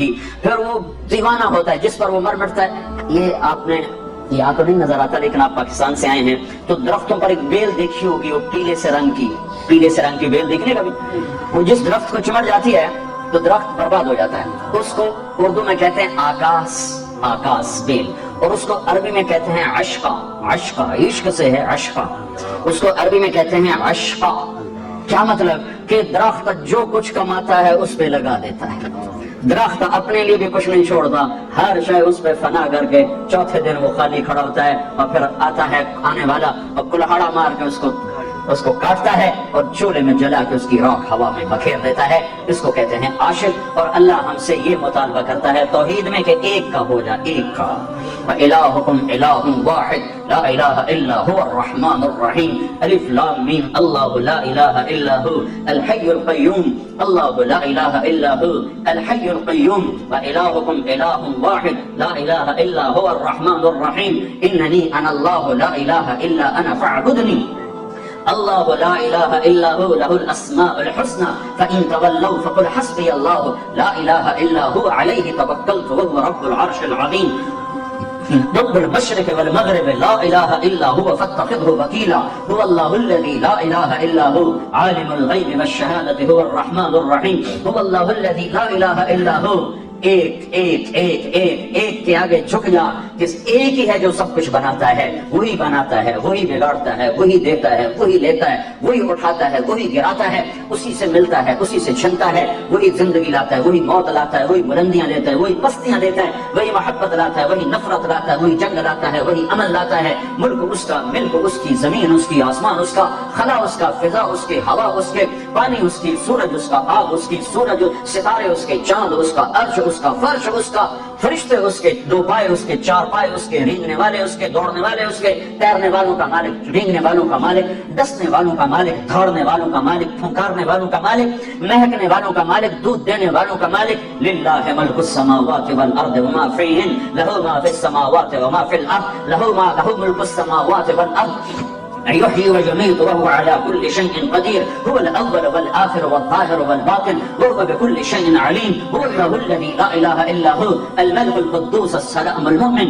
المهيمن العزيز الجبار المتكبر الخالق البارئ المصور القهار الغفار القهار الرزاق الفتاح العليم القابض الباسط الخافض الرافع المعز المذل السميع البصير الحكم العدل اللطيف الخبير الحليم العظيم الغفور الشكور العلي الكبير الحسيب اللطيف الجليل الكريم الرقيب المجيب الواسع مجيد الباعث الشهيد الحق الوكيل القوي المتين الولي الحميد المحصي المبد المعيد المحيي المميت الواجد الماجد الواحد الأحد الصمد القادر المقتدر المقدم والمؤخر الأول الآخر الظاهر الباطن البالي المتعال البر التواب المنتقم العفو الرؤوف مالك الملك ذو الجلال والإكرام المقسط الجامع الغني المغني المانع الضار النافع النور الهادي البديع الباقي الوارث الرشيد الصبور جل جلاله ذالکم اللہ ربکم الحق. یہ اللہ ہے.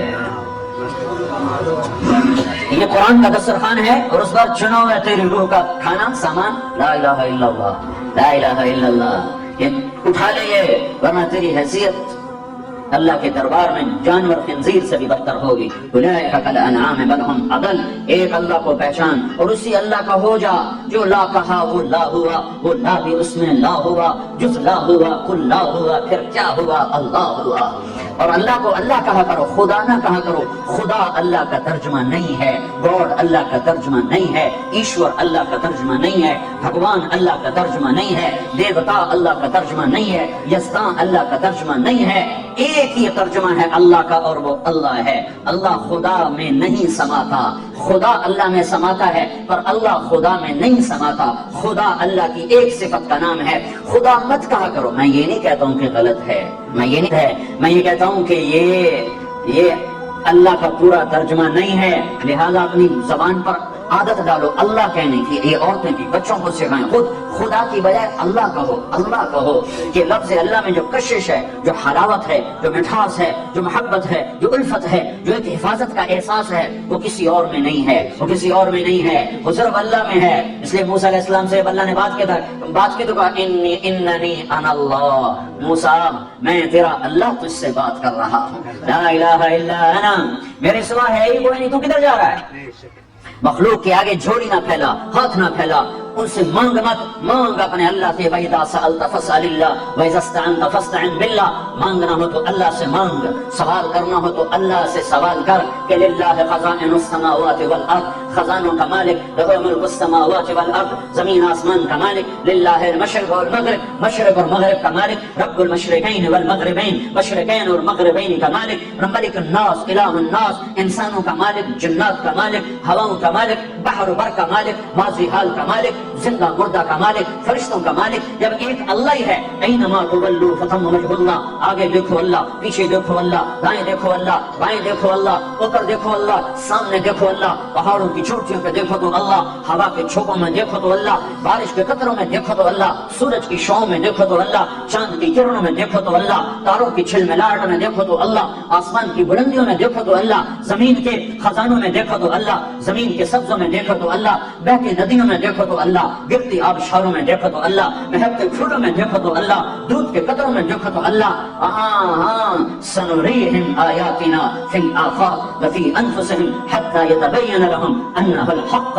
میرے بندے، کائنات کے چپے چپے میں تمہیں اپنا آپ دکھا دوں گا، پر کوئی آنکھ لے کے آ جو بے غیرت نہ ہو، وہ آنکھ لے کے آ جو بے غیرت نہ ہو، تو تمہیں چپے چپے میں تیرے رب کے جلوے نظر آئیں گے۔ وہ کان لے کے آ جو گانے نہ سنتے ہوں، تو کائیں تو ہوا کے جھونکوں میں تجھے میرے نام کی سرسراہٹ سنائی دے گی، پر اس کے لیے وہ کان چاہیے جو گانے پہ نہ ہلے ہوئے ہوں۔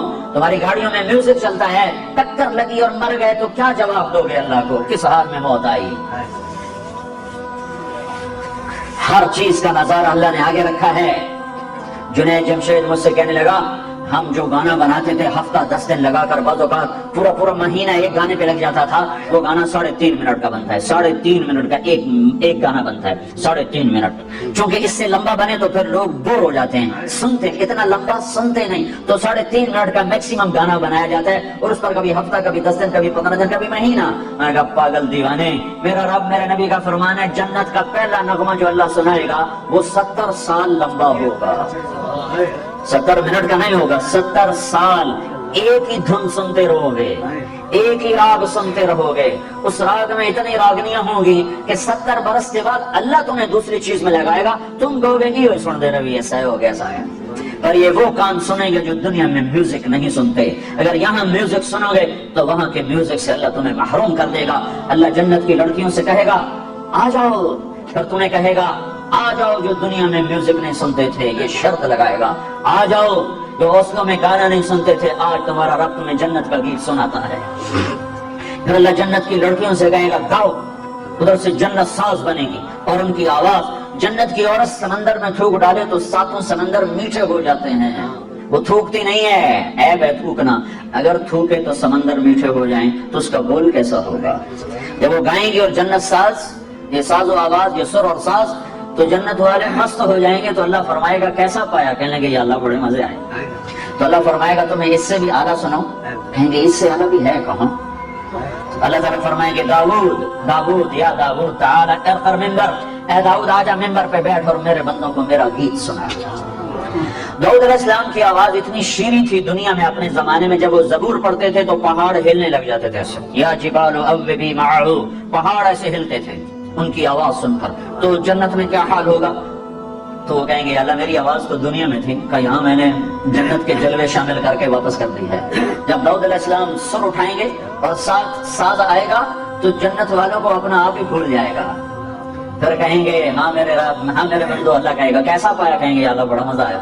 تو اللہ تعالیٰ فرمائیں گے اب تو میں اس سے بھی اچھا سناؤں؟ اچھا اس سے بھی اچھا ہے؟ کہاں؟ یا حبیبی یا محمد، اے میرے حبیب، اے محمد، تعال ارقى المنبر، آجا ممبر پہ بیٹھ، اب تیری باری ہے، تو میرے بندوں کو سنا۔ اب اللہ کے نبی کی آواز اور جنت کا ساز، یہ ساز و آواز، یہ سور، یہ ساز، ایسے جلوے ہوں گے کہ خود جنت مست ہو جائے گی۔ اللہ فرمائیں گے کیسا ہے؟ کہیں گے زبردست، چس آ گئی ہے۔ تو اللہ تعالیٰ فرمائیں گے اس سے اچھا سنو؟ کہیں گے یا اللہ کیا اس سے اچھا بھی کوئی ہے؟ کہاں؟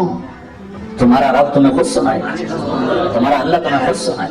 لم يبق الا ارحم الراحمین، لم يبق الا ارحم الراحمین۔ اب تمہارے ارحم الراحمین رب کی باری ہے، اب وہ تمہیں سنائے گا۔ یا رضوان، اے رضوان جنت کا بڑا فرشتہ، ارفع الحجب بینی و بین عبادی و زواری، اے رضوان پردے ہٹا دے، آج میرے بندے اور بندیاں مجھے آنکھوں سے دیدار کریں، کانوں سے میرا کلام سنیں، آنکھیں ٹھنڈی ہوں میرے دیدار سے اور کان ٹھنڈے ہوں میرے کلام سے، تو پردے جو ہٹیں گے تو آپ خود سوچو یوسف علیہ السلام کا بنانے والا خود کیسا ہوگا، محمد مصطفیٰ صلی اللہ علیہ وسلم کا بنانے والا خود کیسا ہوگا۔ پردے ہٹیں گے اور اللہ سامنے، وہ اتنا ہی کافی ہو جائے گا، اللہ نہ بولے تو ہی مست ہو جائیں گے۔ پھر اللہ کیا کرے گا؟ پھر اللہ اب ساز کی ضرورت نہیں ہے، اللہ کی آواز کے لیے ساز ضرورت نہیں ہے، اب اللہ ہی ساز بھی ہے، اللہ ہی آواز بھی ہے اور اللہ ہی کا کلام ہے، اور اللہ قرآن سنائے گا، قرآن، اللہ اپنا قرآن سنائے گا۔ اور ایک حدیث میں آتا ہے سورہ طٰہٰ پڑھ کے سنائے، سورہ انعام پڑھ کے سنائے گا، ویسے سارا قرآن سنائے گا، اللہ سارا قرآن سنائے گا۔ تو جب اللہ کی آواز آئے گی تو اس کو میں تعبیر تو کر ہی نہیں سکتا ہوں، کوئی تعبیر نہیں کیا جا سکتا۔ ہاں ایک حدیث سے اس پر قیاس کروا سکتا ہوں کہ ایوب علیہ السلام 18 برس بیمار رہے، 18 برس بہت تکلیف دیکھی، کیڑے پڑنا بڑی فضول بات ہے، نبی اتنا عیبدار نہیں بنایا جاتا کہ لوگ اسے گھن اور نفرت اور کراہت تک پہنچے۔ دردیں تھیں جسم میں، دردیں تھیں، کیڑے ویڑے کوئی نہیں تھے، دردیں تھیں بہت زیادہ، اور 18 برس کی تکلیف تھی، توڑی جان توڑ۔ تو جب اللہ نے صحت دے دی تو ایک دفعہ ایک آدمی نے پوچھا ایوب آپ کو بیماری کے دن یاد آتے ہیں؟ تو آپ نے فرمایا بیماری کے دن آج کے دنوں سے بڑے مزے کے تھے۔ تو انہوں نے پوچھا وہ کیسے مزے کے تھے؟ کہ جن دنوں بیمار تھا روزانہ 24 گھنٹے میں ایک دفعہ اللہ مجھے پوچھتا تھا، عرشوں سے آواز آتی تھی ایوب کیا حال ہے، کیا حال ہے؟ بس اس آواز کی لذت میں ہر شب بھول جاتا تھا۔ جب سے صحت ملی ہے وہ آواز چلی گئی ہے۔ تو جب اللہ پردے بھی ہٹا دے اور جنت میں بھی بٹھا دے اور جلوے بھی دکھا دے اور کلام بھی سنائے تو اس میں پھر کیا بتاؤں کہ کیا حال ہوگا۔ لیکن یہ ان کے لیے ہوگا جو یہاں اپنے کانوں پر میوزک کو حرام کر لیتے ہیں۔ یہ چند دن کے کانوں پہ پردے ڈال لو، پھر تمہیں اللہ اپنا کلام سنانے والا ہے، اپنے نغمے سنانے والا ہے، جنت کے نغمے سنانے والا ہے۔ جنت میں ایک نہر ہے جس کا نام ہے ہرول، ایک دودھ کی نہریں، شہد کی نہریں، شراب کی نہریں، پانی کی نہریں۔ ایک اور نہر ہے اس کا نام ہے ہرول، اس میں پتہ نہیں ہے کیا اس کی تفصیل، لیکن نام لکھا ہوا ہے۔ جنت میں ایک نہر اس کا نام ہے ہرول، اس کے دونوں کناروں پر جنت کی لڑکیاں ہیں جو 24 گھنٹے جنت والوں کے لیے گاتی رہتی ہیں مدھم سروں میں۔ مدھم سروں میں میوزک بجتا رہتا ہے مسلسل۔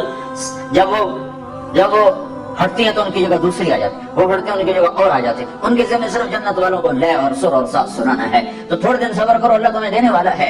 تو اللہ نے دوسرا دسترخوان بچھایا قرآن پاک کا، اور اس میں کھانے چن کے رکھ دیے، توحید کا، رسالت کا، جنت کا، جہنم کا، نماز کا۔ دل کرتا ہے کبھی نماز کو دل کرتا ہے، کبھی پانی کو دل کرتا ہے، کبھی تلاوت کو دل کرتا ہے۔ حضرت علی کا فرمان ہے جب میرا دل کرتا ہے کہ میں اللہ سے بات کروں تو میں نماز پڑھتا ہوں، تو میں اپنے اللہ سے باتیں شروع کر دیتا ہوں۔ اور جب کبھی میرا دل کرتا ہے کہ اللہ مجھ سے بات کرے، اللہ مجھ سے بات کرے، تو میں قرآن پڑھتا ہوں، تو میرا اللہ مجھ سے ہم کلام ہو جاتا ہے۔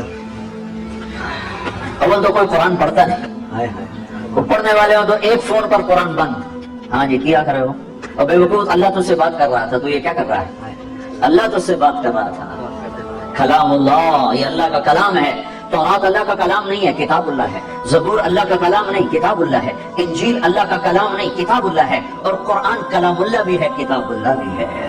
یہ اللہ کا کلام ہے جو براہ راست اللہ کی ذات سے نکلا. تورات لکھوائی گئی, زبور لکھوائی گئی, انجیل لکھوائی گئی, اس لیے 50 سال کے بعد ہر کتاب تبدیل ہو کے رہ گئی اور 2 کتابوں کے نام مٹ گئے. تیسری کتاب وہ کتاب ہی نہیں جو عیسیٰ علیہ السلام پر اتاری گئی تھی. یہ تو لوقا اور متی, یوحنا اور مرقس, یہ 4 بڑے لوگ ہیں جو حضرت عیسیٰ علیہ السلام کے تقریباً ان 70 سے 110 سال کا فاصلہ ہے. پہلا لوقا ہے جو 70 برس کے بعد ہے, اور پھر مرقس تک 110 سال ہیں. 70 سے 110 سال کے درمیان ان 4 آدمیوں کی یادداشت میں جو تھا انہوں نے وہ لکھا, اس کا نام بائبل ہے.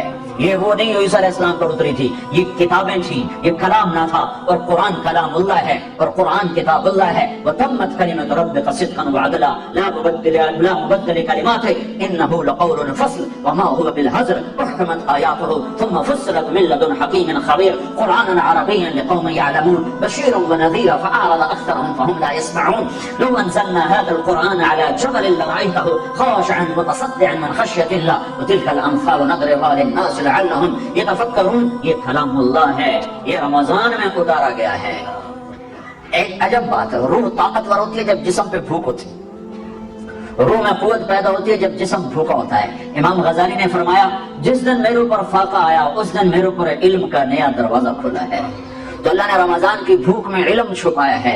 ساری کتابیں رمضان میں اتاری.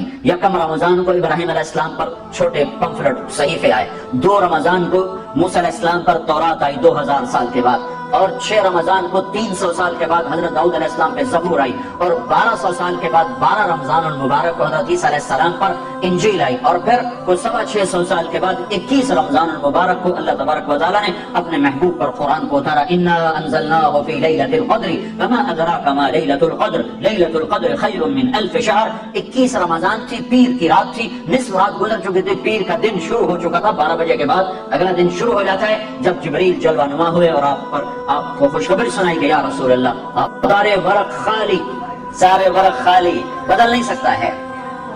تو قرآن ایک دسترخوان ہے جس میں روح کے لیے کھانے چنے ہوئے ہیں. کہیں توحید کا کھانا ہے, کہیں رسالت کی غذا ہے, محمد الرسول اللہ والذین معه اشداء علی الکفار, کہیں محمد مصطفیٰ کی ختم نبوت کا بیان ہے, ما كان محمد ابا احد من رجالکم ولكن رسول اللہ وخاتم النبیین وكان اللہ بكل شيء علیما, کہیں آپ کی رحمت للعالمین کا بیان ہے, وما ارسلناک الا رحمتا للعالمین, کہیں آپ کو لاڈ سے پکارا جا رہا ہے, یا ایھا المزمل قم اللیل الا قلیلا, کہیں محبت کے ساتھ پکارا جا رہا ہے, یا ایھا المدثر قم فانذر, کہیں آپ کو مختلف خوبصورت لقب دیے جا رہے ہیں, انا ارسلناک شاہدا ومبشرا ونذیرا وداعیا الی اللہ باذنہ وسراجا منیرا, کہیں آپ کی سارے عالم کے نبوت کو بتایا جا رہا ہے, تبارک الذی نزل الفرقان علی عبدہ لیکون للعالمین نذیرا, کہیں آپ کی طرف سے صفائیاں پیش کی جا رہی ہیں اور آپ وکیل صفائی میرا اللہ بنتا ہے. وکیل دلائل پیش کرتا ہے اور گواہ قسم اٹھاتا ہے.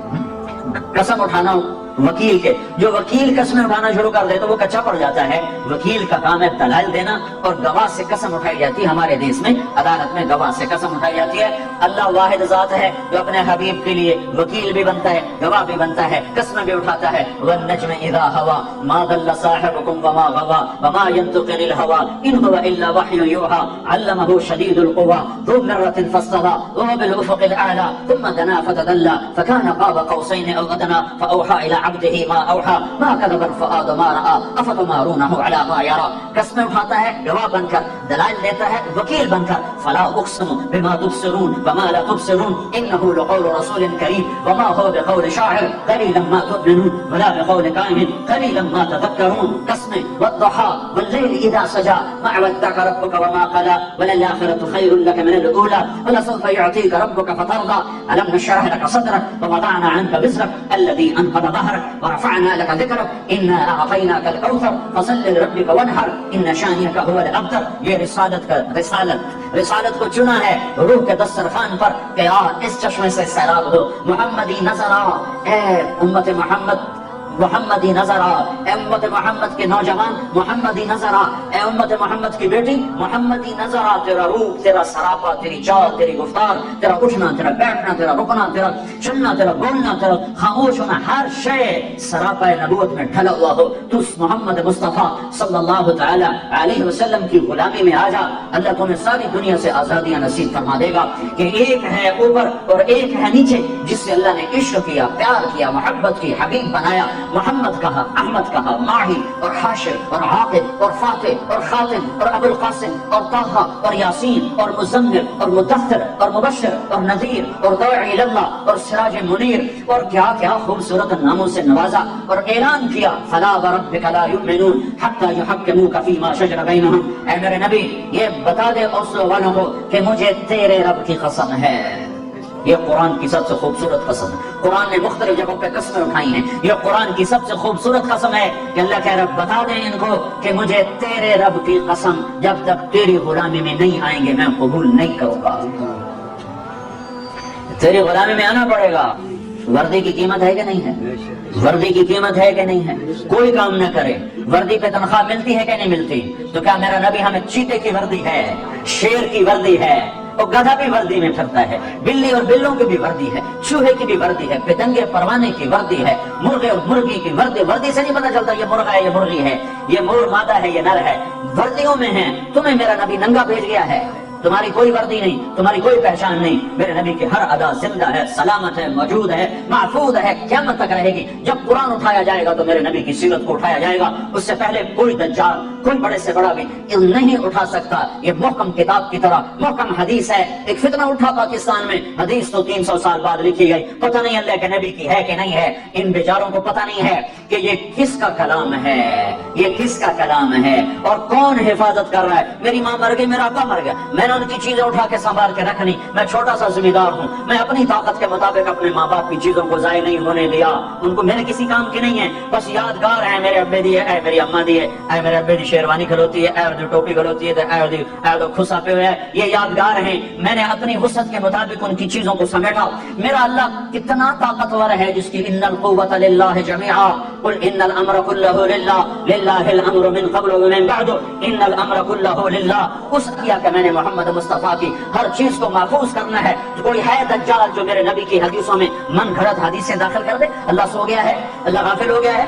اللہ تعالیٰ کی طاقت سے پڑ گئے ہیں دجال اور انہوں نے اللہ کے نبی کے کلام میں کلام داخل کر دیا؟ نہیں نہیں نہیں، یہ سارا کلام سند کے ساتھ ہمارے پاس آیا ہے، بغیر سند کے ایک قول نہیں ہے۔ میں نے بخاری محمد عبداللہ سے پڑھی، انہوں نے خیر محمد سے، انہوں نے انور شاہ سے، انہوں نے محمود الحسن سے، انہوں نے محمد قاسم سے، انہوں نے عبد الغنی سے، انہوں نے محمد اسحاق سے، انہوں نے عبد العزیز سے، انہوں نے شاہ ولی اللہ سے، انہوں نے ابو طاہر مدنی سے، انہوں نے ابراہیم قردی سے، انہوں نے احمد القشاشی سے، انہوں نے ابو المواہب شناری سے، انہوں نے ابو محمد بن احمد الرملی سے، انہوں نے ابو یحییٰ انصاری سے، انہوں نے ابن حجر الاسقلانی سے، انہوں نے ابراہیم بن احمد التنوخی سے، انہوں نے احمد بن ابی طالب سے، انہوں نے عبد الرحمن بن اول سے، انہوں نے حسین بن مظفر الدابودی سے، انہوں نے محمد بن یوسف الفربری سے، اور انہوں نے امام بخاری سے، امام بخاری نے حمیدی سے، حمیدی نے سفیان سے، سفیان نے یحییٰ بن سعید سے، انہوں نے محمد بن ابراہیم سے، انہوں نے علقمہ بن وقاص سے، انہوں نے عمر بن خطاب سے، اور انہوں نے محمد مصطفیٰ سے سنا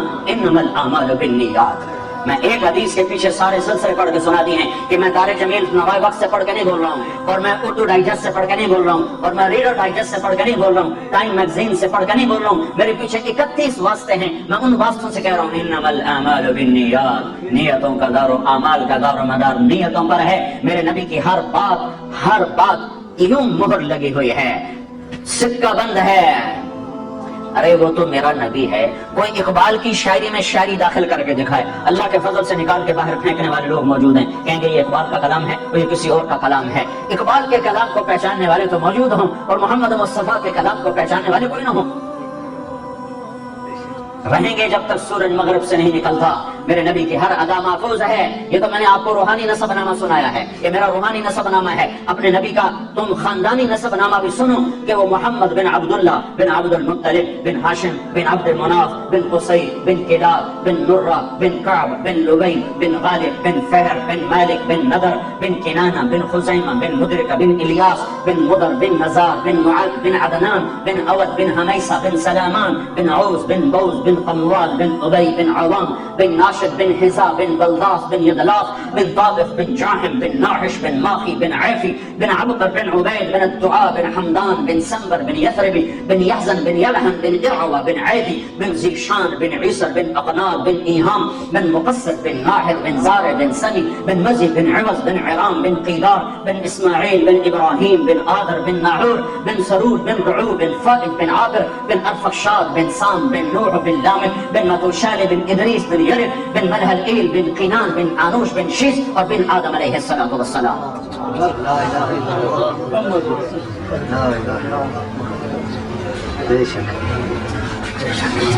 قرآن دسترخوان ہے. وطور سینین وهذا البلد الامین. طور سینا کی ضرورت نہیں ہے کہ وہاں تورات قرآن میں آ گئی. میرے نبی نے کہا اوتیت المثانی مکان التورات، مجھے تورات کے بدلے میں سورہ فاتحہ مل گئی.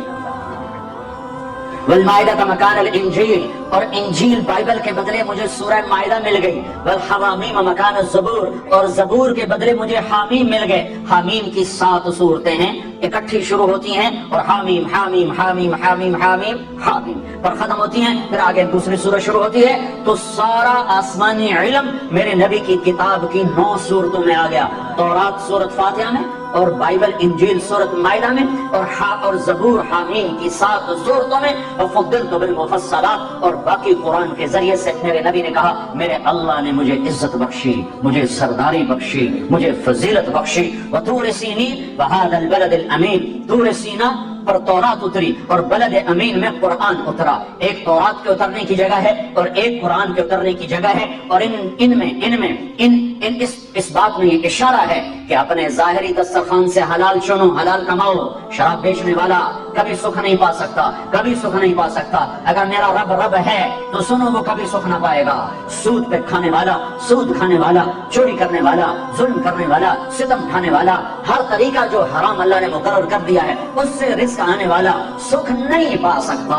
یہ دھرتی اللہ کی، آکاش اللہ کا، لیل و نہار اللہ کے، دن رات اللہ کے، ماضی حال اللہ کا، خوشی ہمیں پر اللہ قابض ہے. کبھی کبھی کبھی کبھی بھی حلال کھانے والے پر خزاں نہ آئے گی اور حرام کھانے والے پر بہار نہ آئے گی. گزارا نہیں ہوگا، یہ تو بڑی معمولی سی بات ہے. یہ بات امام حسین بھی کہہ سکتے تھے، گزارا نہیں ہوگا، میں یزید کی بیعت کرتا ہوں. اور کہ نہیں، سر کاٹو، نیزے پہ چڑھاؤ، میرے جسم پہ گھوڑے دوڑاؤ اور امت محمد کو پیغام دو کہ اہل بیت یوں قربان ہوئے ہیں اپنے نانا کے دین پر. اور ان کو سنا دو کہ کلمہ اتنا سستا نہیں ہے، جنت اتنی سستی نہیں ہے. حسین کو تو جنت کا وعدہ تھا کہ حسن اور حسین جنت کے نوجوانوں کے سردار ہیں. میرے نبی نے خوشخبری سنائی، ابھی تو یہ شہزادے حسن پیدا ہوئے. میرے نبی نے پوچھا علی کیا نام رکھا ہے؟ کہا جی حرب. کہا نہیں حسن، حرب جنگجو. پھر حسین پیدا ہوئے 10 مہینے کے بعد. آپ نے پوچھا علی کیا نام رکھا ہے؟ کہا جی حرب جنگجو. کا نہیں یہ حسین، حسین. پھر میرے نبی نے فرمایا جب سے آدم کی نسل چلی ہے یہ 2 نام اللہ نے سنبھال کے رکھے تھے میرے بچوں کے. آج تک کسی کا نام حسن حسین نہیں رکھا گیا. حضرت حسن سر سے لے کر کمر تک اللہ کے نبی کے مشابہ تھے، اور کمر سے لے کر پاؤں تک حضرت علی کے مشابہ تھے. اور حضرت حسین سر سے لے کر کمر تک حضرت علی کے مشابہ تھے، اور کمر سے لے کر پاؤں تک اللہ کے محبوب کے مشابہ تھے. اس لیے میرا نبی فرمایا کرتے تھے حسن میرا بیٹا ہے، حسین علی کا بیٹا ہے. دونوں سے پیار کرتے تھے لیکن حسن سے زیادہ پیار تھا، حسن سے زیادہ فرماتے تھے. اور پیار دونوں سے تھا. دونوں کو کمر پہ بٹھا کر پاؤں اور گھٹنے زمین پہ لگا کر پورے کمرے میں چکر لگاتے اور فرماتے دیکھا تمہارا اونٹ کیسا زبردست ہے. نعم الجمل جملکم، دیکھا بچوں تمہارا اونٹ کتنا زبردست ہے، تمہیں کیسے سواری کرا رہا ہے. باہر نکلے اور ہاتھوں کی بجائے کندھے پہ بٹھایا. یہاں عربوں میں عیب تھا بچے اٹھانا، پیار کرنا بھی عیب تھا، چاہیے جا کے اٹھانا. اور یہاں اٹھانا تو کچھ سلیقہ نظر آتا ہے، کندھے پہ بٹھانا تو عجب نظر آتا ہے نا. تو آپ نے دونوں بچوں کو یہاں بٹھایا ہوا اور باہر آ گئے. تو ایک بدو نہ رہ سکا، ہوئے ہوئے یا رسول اللہ آپ ان سے اتنا زیادہ پیار کرتے ہیں کہ ان کو یہاں بٹھایا ہوا ہے. آپ نے کہا میں نہیں پیار کرتا ہوں، اللہ بھی ان سے پیار کرتا ہے. اور اگلی بات بھی بتا دوں، جو ان سے پیار کرے گا اللہ ان سے پیار کرے گا، جو ان سے بغض رکھے گا اللہ ان سے بغض رکھے گا. حضرت عمر ملے کہنے لگے واہ واہ بھائی بڑی زبردست سواری ہے. نعم المطیۃ مطیۃکما، بڑی زبردست سواری بھائی تمہاری. تو میرے نبی نے کہا نعم الراکبان عمر، سواری تو بڑھیا ہے، سوار بھی تو دیکھ کون ہے، آج سوار بھی بڑے بڑھیا ہیں.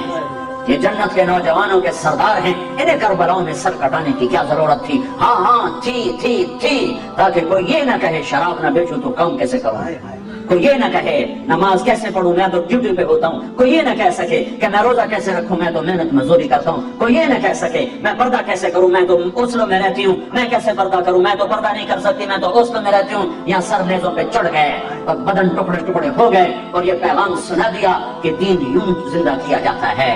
جنوب کے شہر میں سر بیچتے تھے مفت دیوانے، ادا کرنے یہی خوش رسم ہم بازار میں آئے، یہ یوں نمازیں پڑھ کے دکھائیں۔ سورج نصف النہار، سورج سر پہ یوں ڈھلا اور ظہر کا وقت داخل ہوا تو امام حسین علی مقام نے اپنے جھنڈے بردار زہیر رضی اللہ تعالیٰ عنہ، 3 جھنڈے تھے، ایک زہیر کے پاس، ایک بھائی عباس کے پاس، ایک حبیب کے پاس، زہیر رائٹ پر، عباس درمیان میں، حبیب لیفٹ پر۔ تو زہیر کو بلا کر فرمایا ان سے کہو ہمیں نماز پڑھنے کے لیے تھوڑی مہلت دے دو، نماز کی اپنی ضرورت ہے، اب تو جنت تیار ہو چکی ہے، اب تو ہوئے ہیں باہیں پھیلائے کھڑی ہیں استقبال کرنے کے لیے، جنت کے دروازے کھل چکے ہیں، اب ضرورت کیا ہے؟ ہاں ہے اوسلو والوں کو پیغام دینا ہے کہ زیر خنجر بھی یہ پیغام سنایا ہم نے، اوسلو والوں کو پیغام دینا ہے کہ تم 100 میں 2 بھی نمازی نہیں رہ چکے ہو، کوئی 100 میں 1 ٹوٹا پھوٹا نمازی پھرتا نظر آتا ہے، انہیں پیغام دینا ہے کہ یوں نمازیں پڑھی جاتی ہیں، نہ بھی پڑھتے تو جنت تیار تھی۔ جنگ سے پہلے اونگ آ گئی، آنکھ کھلی تو ہنسنے لگے۔ بہن زینب نے پوچھا بھائی کیوں ہنسے ہو؟ فرمایا اللہ کے رسول کو خواب میں دیکھا ہے، کہہ رہے بیٹا میں لینے کے لیے آ چکا ہوں، تو نہ پڑھ ہوں کیڑی گل نماز دی، نہیں ہے اگلی امت کوئی نہیں پڑھنی، انہوں نے دسنا ہے این پڑھی جاندی ہے، سرےدار تکبیریں کہی جاتی ہیں، خون آلود پیشانیوں سے سجدے کیے جاتے ہیں، کٹے ہوئے بدنوں کے ساتھ تکبیریں پڑھی جاتی ہیں، فوارہ بنے ہوئے جسموں کے ساتھ تکبیریں پڑھی جاتی ہیں۔ یہ پیغام سنانا ہے کہ کل قیامت کے دن کوئی یہ نہ کہہ سکے میں کیسے پڑھتا، کوئی یہ نہ کہہ سکے میں ہوٹل کیسے چلاتا اگر شراب نہ بیچتا، بیچ دے ہوٹل ریڑھی لگا لے، یا اللہ کے سامنے کھڑا ہونے کا منکر ہو جا، یا محمد مصطفیٰ کی رحمتوں کا احسانات کا انکار کر دے کہ میرے اوپر کوئی احسان نہیں، میرے نبی نے جو کیتا ہے آپ کیتا ہے۔ کس کے سامنے جانے والے ہو؟ جس کی اولاد کے کٹے سر اس کے سامنے ہوں گے۔ تمہاری بیٹیاں زینب سے زیادہ قیمتی ہیں، تمہارے بیٹے حسین سے زیادہ قیمتی ہیں، یا اپنی تاریخ بدل دو، کتابوں کو آگ لگا دو، جنت کو آگ لگا دو، دوزخ کو پانی سے بجھا دو، اور اگر یہ نہیں کر سکتے تو توبہ کرو، اس طرح سے زندگی سے باز آؤ۔ یہ ہلاکت کا راستہ ہے، یہ جنت کا راستہ نہیں ہے، یہ راہیں ادھر نہیں جاتی جدھر اللہ ملتا ہے، یہ چند دن کی دنیا ہے، تو کہ حرص و حوث کو چھوڑ میاں، مت دیس بدیس پھیرے مارا، قذاق اجل کا لوٹے ہے دن رات بجا کر نقارا، کیا بدیا بھینسا بیل شتر، کیا گونی پتلا سر بھارا، کیا گیہوں چاول موٹ مٹر، کیا آگ دھواں اور انگارا، سب پھاٹ پڑا رہ جائے گا جب لاد چلے گا بنجارا، اجل ہی نے چھوڑا نہ کسرا نہ دارا، اسی سے سکندر صفاتے بہارا، ہر ایک نے کہ کیا کیا نہ حسرت سے لارا، پڑا رہ گیا سب یوں ہی ٹھاٹھ سارا، جگہ جی لگانے کی دنیا نہیں ہے، یہ غلط کی جا ہے تماشا نہیں ہے، وہ تم تو راوی بھول گئے ہو، میں تو راوی سے ہر مہینے گزرتا ہوں، وہ راوی کے کنارے ایک ٹوٹا سا مکان ہے، جن کو بھی جہاں شب کی سیاہی کا سما ہے، کہتے ہیں یہ آرام گہے نور جہاں ہے، نور جہاں خود ظلمتوں میں سوئی پڑی ہے۔ زہیر نے گھوڑا آگے بڑھایا اور شمر سے کہا جنگ روکو ہمیں نماز پڑھنے دو، اس نے کہا ہم تمہیں نماز میں بھی زندہ نہیں قتل کریں، تو نماز میں بھی قتل کریں، نماز کی کوئی چھٹی نہیں ہے۔ تو انہوں نے واپس آ کے عرض کی حضور وہ نماز کی اجازت نہیں دے رہے، تو آپ کہتے چلو ٹھیک ہے لڑو مرو، کہ نہیں اوسلو والوں کو پیغام دینا ہے، وہ سوئے پڑے ہیں، کہ نہیں آدھے ان سے جنگ کرو اور آدھے اللہ اکبر کہو، آدھے صفیں بناؤ اور آدھے ان سے ٹکراؤ۔ 25 آدمی 20 تو شہید ہو چکے تھے ظہر تک۔ یہ ایسے نمازی دھرتی نے کبھی نہیں دیکھے، آسمان نے کبھی نہیں دیکھے، فرشتوں نے کبھی نہیں دیکھے کہ اپنے خون سے وضو ہو رہا ہے، یہ کربلا کی مٹی سے تیمم ہو رہا ہے، خون آلود پیشانیوں کے ساتھ، فوارہ بنے بدنوں کے ساتھ، ٹوٹے پھوٹے اعضاء کے ساتھ، اللہ اکبر۔ جب انہوں نے تکبیر پڑھی ہوگی تو آسمان پہ کیا ہلچل مچی ہوگی، جب انہوں نے سجدوں میں سر رکھا ہوگا تو دھرتی نے کیا کیا غصے لیے ہوں گے۔ تم کام کے غلام بن کے رہ گئے ہو، ہائے ہائے ہائے ہائے، یہ بھی کوئی زندگی؟ اسلام آباد پلاٹ لینا ہے، گھر بناونا ہے، اس واسطے میں ہوٹل چلاونا ہے، میں شراب بیچنی ہے، میں پیچھا گھر بناونا ہے۔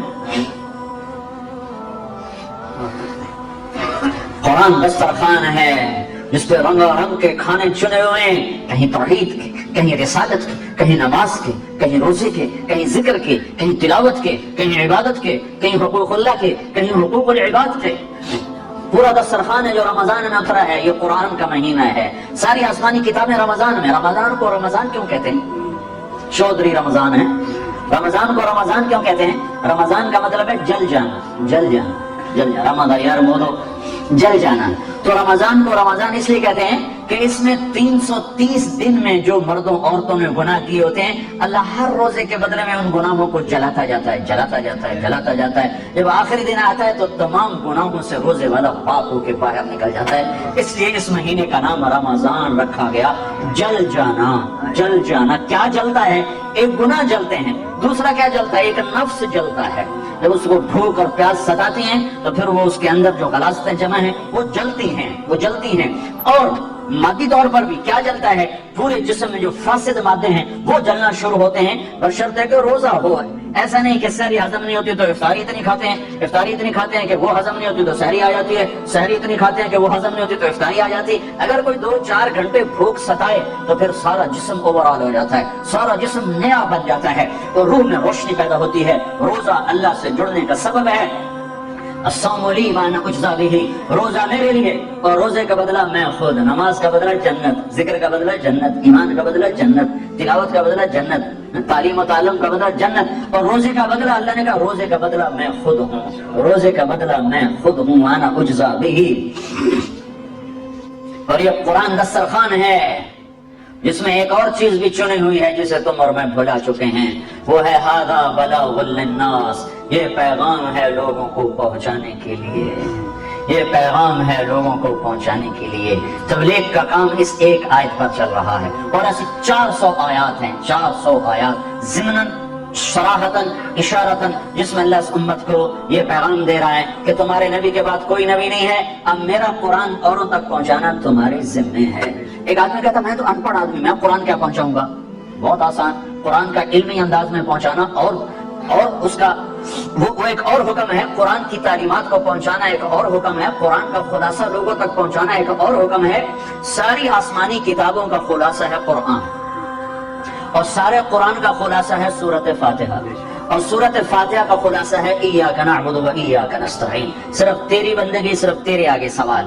اگر میں اعجاز صاحب سے کہتا ہوں بھائی اعجاز صاحب آپ صرف اللہ کی بندگی کرو اور صرف اللہ سے مدد مانگو، تو میں نے سارے قرآن کی تبلیغ ان کو کر دی، اور سارے قرآن کا پیغام میں نے ان کو پہنچا دیا۔ تبلیغ علماء کا کام نہیں ہے، تبلیغ عوام کا بھی کام ہے، علماء کا بھی کام ہے، یہ صرف علماء کا کام نہیں ہے۔ ہاں، مسائل بتانا، علمی رموز، اسرار بتانا، حدود شریعت بتانا، یہ علماء کا کام ہے، لیکن تبلیغ تو سب کا کام ہے۔ سارے امت، میں گورنمنٹ کالج لاہور میں پڑھتا تھا، ہمارے کالج کا لڑکا تبلیغ کیا کرتا تھا، کوئی عالم نہیں تھا، ایم اے آنرز کر رہا تھا، اس نے پورے پنجاب یونیورسٹی میں ٹاپ کیا اور گولڈ میڈل لیا، بنگالی تھا، پاکستان 70 کی بات۔ پھر اس کے بعد وہ کیمبرج یونیورسٹی گیا، وہاں اس نے اکنامکس میں PhD کیا اور ٹاپ کیا، گولڈ میڈل لیا۔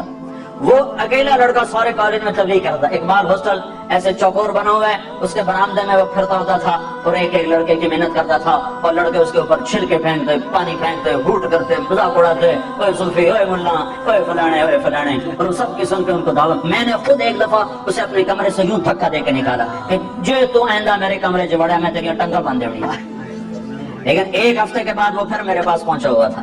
یہ تبلیغ ہے۔ کسی کو تم اوئے کر دو تو تم سے موت تک بائیکاٹ کر کے رکھ دے گا۔ تو ہے کون میں نے اوئے آکھنا جا؟ ہاں، اور نبی کیا کرتے ہیں؟ وہ پاؤں پڑتے ہیں، وہ ممبر پہ بیٹھ کے صرف تقریر نہیں کرتے میری طرح کے ممبر پہ تقریر کی اور چھٹی، وہ لوگوں کے پیچھے کرتے ہیں۔ لا بلاغ للناس، یہ ایک اعلیٰ چیز دسترخوان پہ چنی ہوئی ہے، یہ پیغام ہے ھذا ھذا ھذا، یہ پیغام ہے بلاغ بلاغ بلاغ، پہنچانے کے لیے کدھر للناس، لوگوں کو پہنچانے کے لیے۔ کیسے پہنچائیں؟ مسجد میں کوئی آتے نہیں، کتاب کوئی پڑھ، میرے والد صاحب رحمۃ اللہ علیہ بڑے ذمہ دار تھے اور کچھ دینداری بھی تھی، تو وہ مجھے نا بزرگوں کی کتابیں دیتے، بیٹا یہ کتابیں پڑھو، کتابیں پڑھو. ان کو نظر آتا تھا اس کو میں نے لاہور بھیجا ہے تو یہ الٹا سیدھا ہو گیا، صحیح راستے پر نہیں ہے. 11 سال میری عمر تھی جب مجھے میرے ابا نے لاہور بھیج دیا کہ میں میڈیکل سائنس پڑھوں، ڈاکٹر بنوں. آگے اللہ نے میرا مقدر کچھ اور کیا تھا. تو میں جب کبھی گھر آتا تو مجھے کہتے یہ کتابیں پڑھ. اب میں 2 صفحے پڑھنے کے بعد میری ہمت جواب دے جاتی، میں کہ میرا تو دل کو نہیں پڑھنے کو، میں کیسے پڑھوں. تو میں ابے کے آگے کتاب رکھ کے بیچ میں ناول رکھ کے پڑھتا رہتا تھا. میرا ابا ہاں چنگا پتر چنگا کام کیتے جاتا ہے، تو میں ویچ پتہ نہیں کی پڑھ جانا. تو اب کتاب کوئی پڑھنے والا نہیں، مسجد میں کوئی آنے والا نہیں، کسی عالم کی محفل میں کوئی آنے والا نہیں، درس میں کوئی آنے والا نہیں. لاکھوں کروڑوں مسلمان ہیں جن کا مسجد سے کوئی تعلق نہیں. انہیں تم مسجد والا کیسے بناؤ گے گشت کے سوا؟ جب تک تم جاؤ گے نہیں تمہارے کیسے بنے گے؟ میرے پاس آئے تو میں ممبر پر بیٹھا نا، اگر میں کسی کلینک پر بیٹھا ہوں تو میرا بھائی دل کا ڈاکٹر ہے بڑا اچھا. ھذا بلاغ للناس، یہ پیغام ہے پہنچانے کے لیے، لہذا اسے پہنچائیں کہ بھائیو اللہ کی مان لو، بہنوں اللہ کی مان لو، اور اللہ کے سامنے ہاتھ پھیلاؤ، کسی اور کے آگے نام پھیلاؤ. اس کو سیکھ لو. یہ پڑھنے سے، میں تو مدرسے میں پڑھاتا بھی ہوں، تبلیغ میں بھی جاتا ہوں، 10 مدرسے اللہ میرے ذریعے سے چلا رہا ہے. میں اپنے طلبہ سے بھی کہتا ہوں بچوں تم پڑھ رہے ہو، سیکھ نہیں رہے ہو. پڑھنا اور ہے، سیکھنا اور ہے. میں تمہیں صبر کا مطلب پڑھاتا ہوں، سکھاتا نہیں ہوں، کیونکہ صبر کی گھاٹیوں سے گزر کے سیکھا جاتا ہے.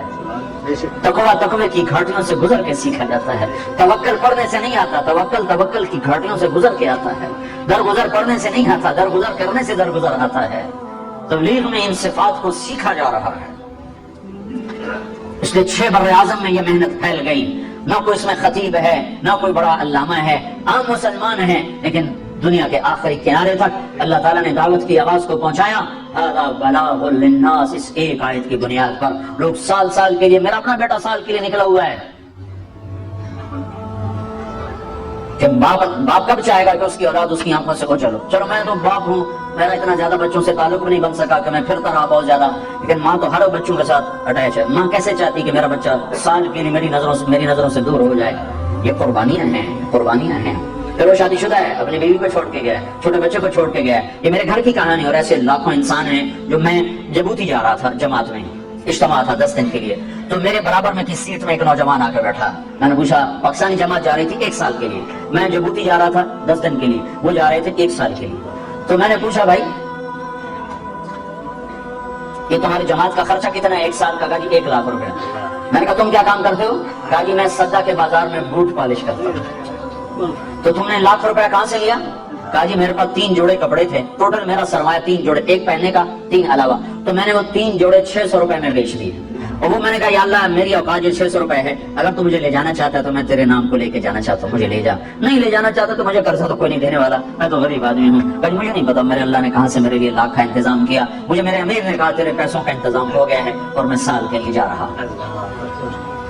یہ عجیب و غریب نمونہ وجود میں ہے کہ اپنی جیب پر زد ڈال کے اپنے بھی بچوں کو چھوڑ کر 4 مہینے سال کے لیے دور دراز ملکوں میں جانا کہ ایک آدمی میرے اس سفر میں کوئی ایک نوجوان نمازی بن جائے، کوئی ایک نوجوان کسی ایک سنت پہ عمل کر لے تو میرے سارے سفر کی قیمت ادا ہوگی.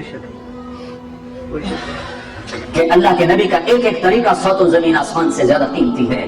تو ھذا بلاغ للناس، یہ قرآن کا دسترخوان ہے جس پر ایک اعلیٰ کھانا چنا ہوا ہے جسے آج امت کھانے کو تیار نہیں. کہ بھی بچے چھوڑ کے جانا کہاں لکھا ہوا ہے؟ میں نے کہا جہاں لکھا ہے وہاں تم پڑھتے نہیں، جہاں لکھا ہے وہاں تم پڑھتے نہیں. پڑھو تو تمہیں پتہ چل جائے کہ کہاں لکھا ہوا ہے. جہاں لکھا ہے وہاں تم پڑھتے نہیں ہو. تو میرے بھائیو، روح کا دسترخوان قرآن پاک ہے جو مختلف انواع کے کھانوں سے اللہ نے چن کر ہمارے سامنے سجا دیا ہے کہ ادھر سے کھاؤ حلال، اور یہ بھی اعمال ہیں، انہیں اختیار ہو، تمہاری روح کی غذا ہیں. کہیں توحید کا کھانا ہے، کہیں رسالت کا ہے، کہیں انابت کا ہے، کہیں خشیت کا ہے، کہیں علم کا ہے، کہیں ذکر کا ہے، کہیں اخلاق کا ہے، کہیں قربانیوں کا ہے، کہیں راتوں پہ اٹھنے کا ہے، کہیں طواف کا ہے، کہیں حج کا ہے، کہیں مینا کا، کہیں مزدلفہ کا. یہ سارا قرآن دسترخوان ہے. اس میں ایک عالی شان کھانا چنا ہوا ہے، وہ تبلیغ کا ہے کہ پوری دنیا کے انسانوں تک اللہ کا پیغام پہنچاؤ اپنی جان مال کے ساتھ، اپنی جان مال کے ساتھ، اپنے جان مال کے ساتھ. اور ان کی منت کرو، ان کی گالی سنو، ان کی کڑواہٹ، ان کی کسیلی، ان کی کڑوی باتیں سنو، جیسے وہ نعیم الدین ہماری سنتا تھا اور پھر گشت کیا کرتا تھا. تو اتنا تو کوئی پتھر کوئی ہوتا ہے اتنا سنگ دل کے وہ بالکل آخر تک نہ نرمائے. تو میں نے ایک دفعہ اس کو کمرے سے دھکا دے کے نکالا، اگلی دفعہ تو میں شرما گیا، میں گیا انسانیت بھی کوئی چیز ہے، اچھا جی فرماؤ جی، کہا جی مسجد چلو، میں کہا چلو بھائی،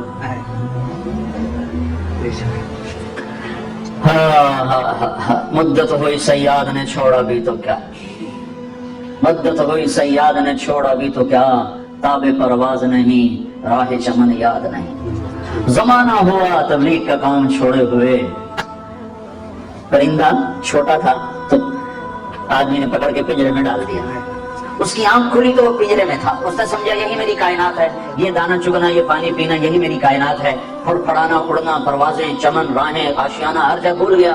جب وہ کچھ بڑا ہو گیا تو ایک دن شکاری کو ترس آیا تو اس نے پنجرے کا دروازہ کھولا اور کہا جا بچہ اڑ جا اپنے ماں باپ کے پاس، اپنے چمن کی راہ لے، اپنے آشیاں کا ہو جا، اپنی لمبی پروازوں پہ اڑ جا۔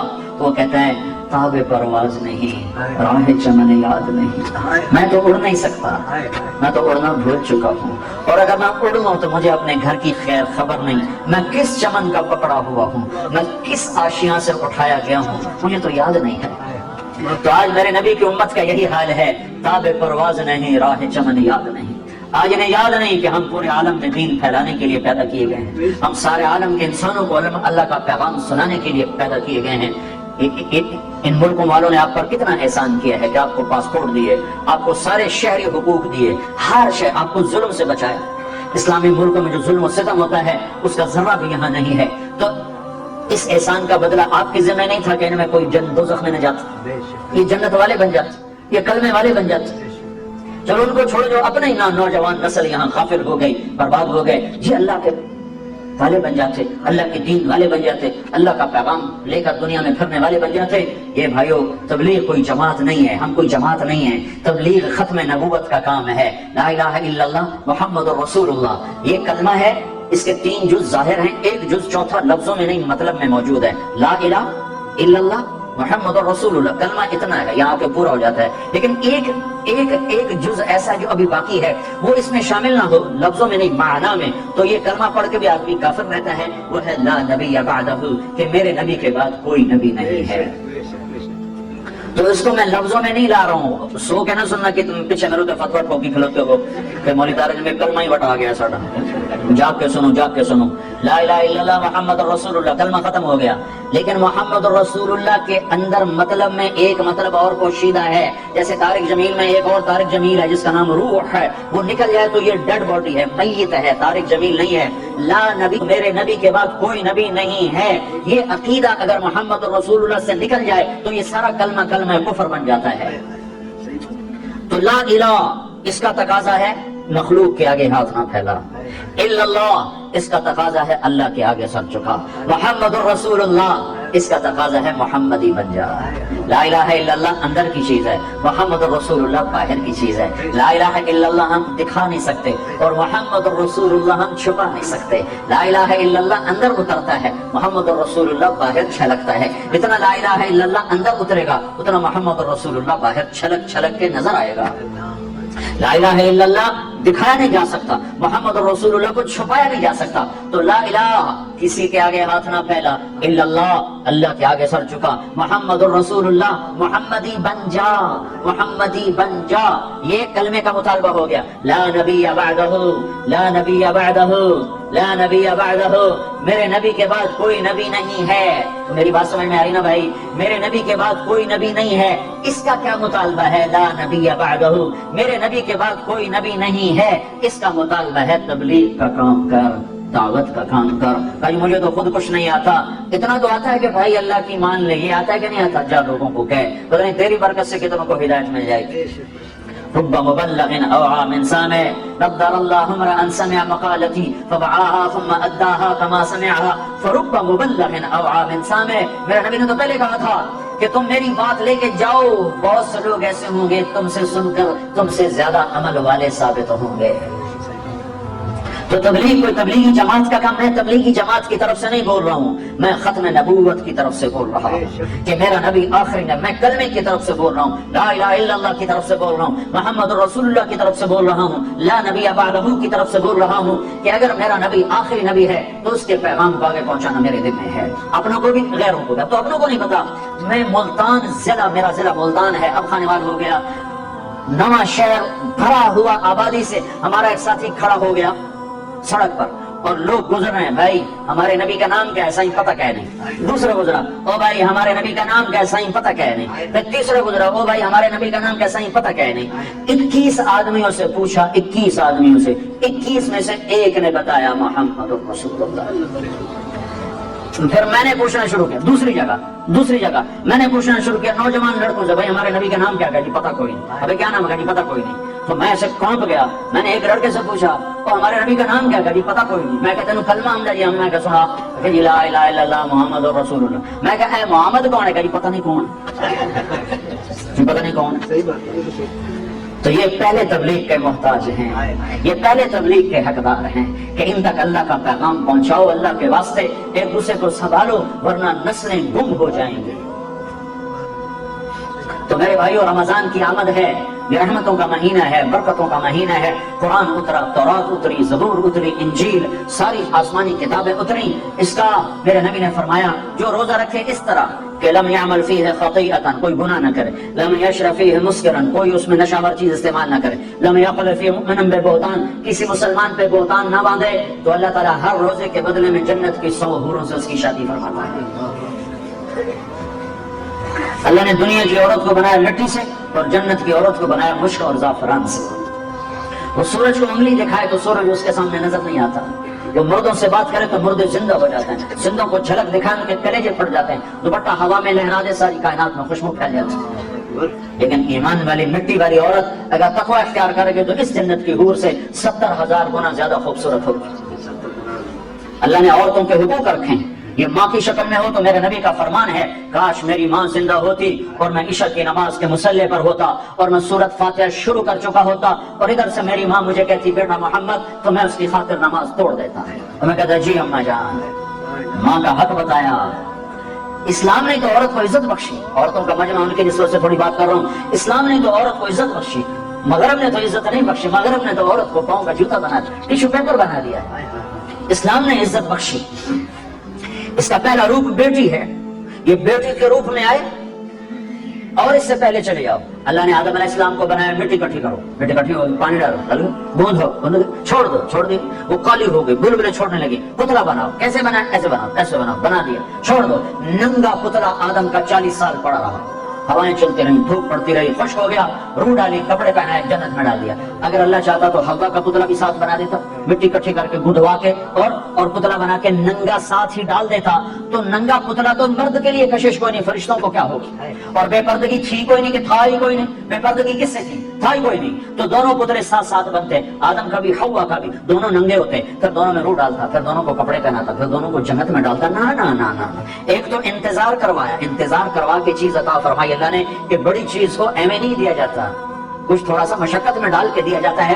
تو اللہ نے زندگی کا ساتھی آدم کو دیا، جنت آپ ہی دے دی اور حوا کا انتظار کروایا، جنت کا انتظار نہیں کروایا، حوا کا انتظار کروایا۔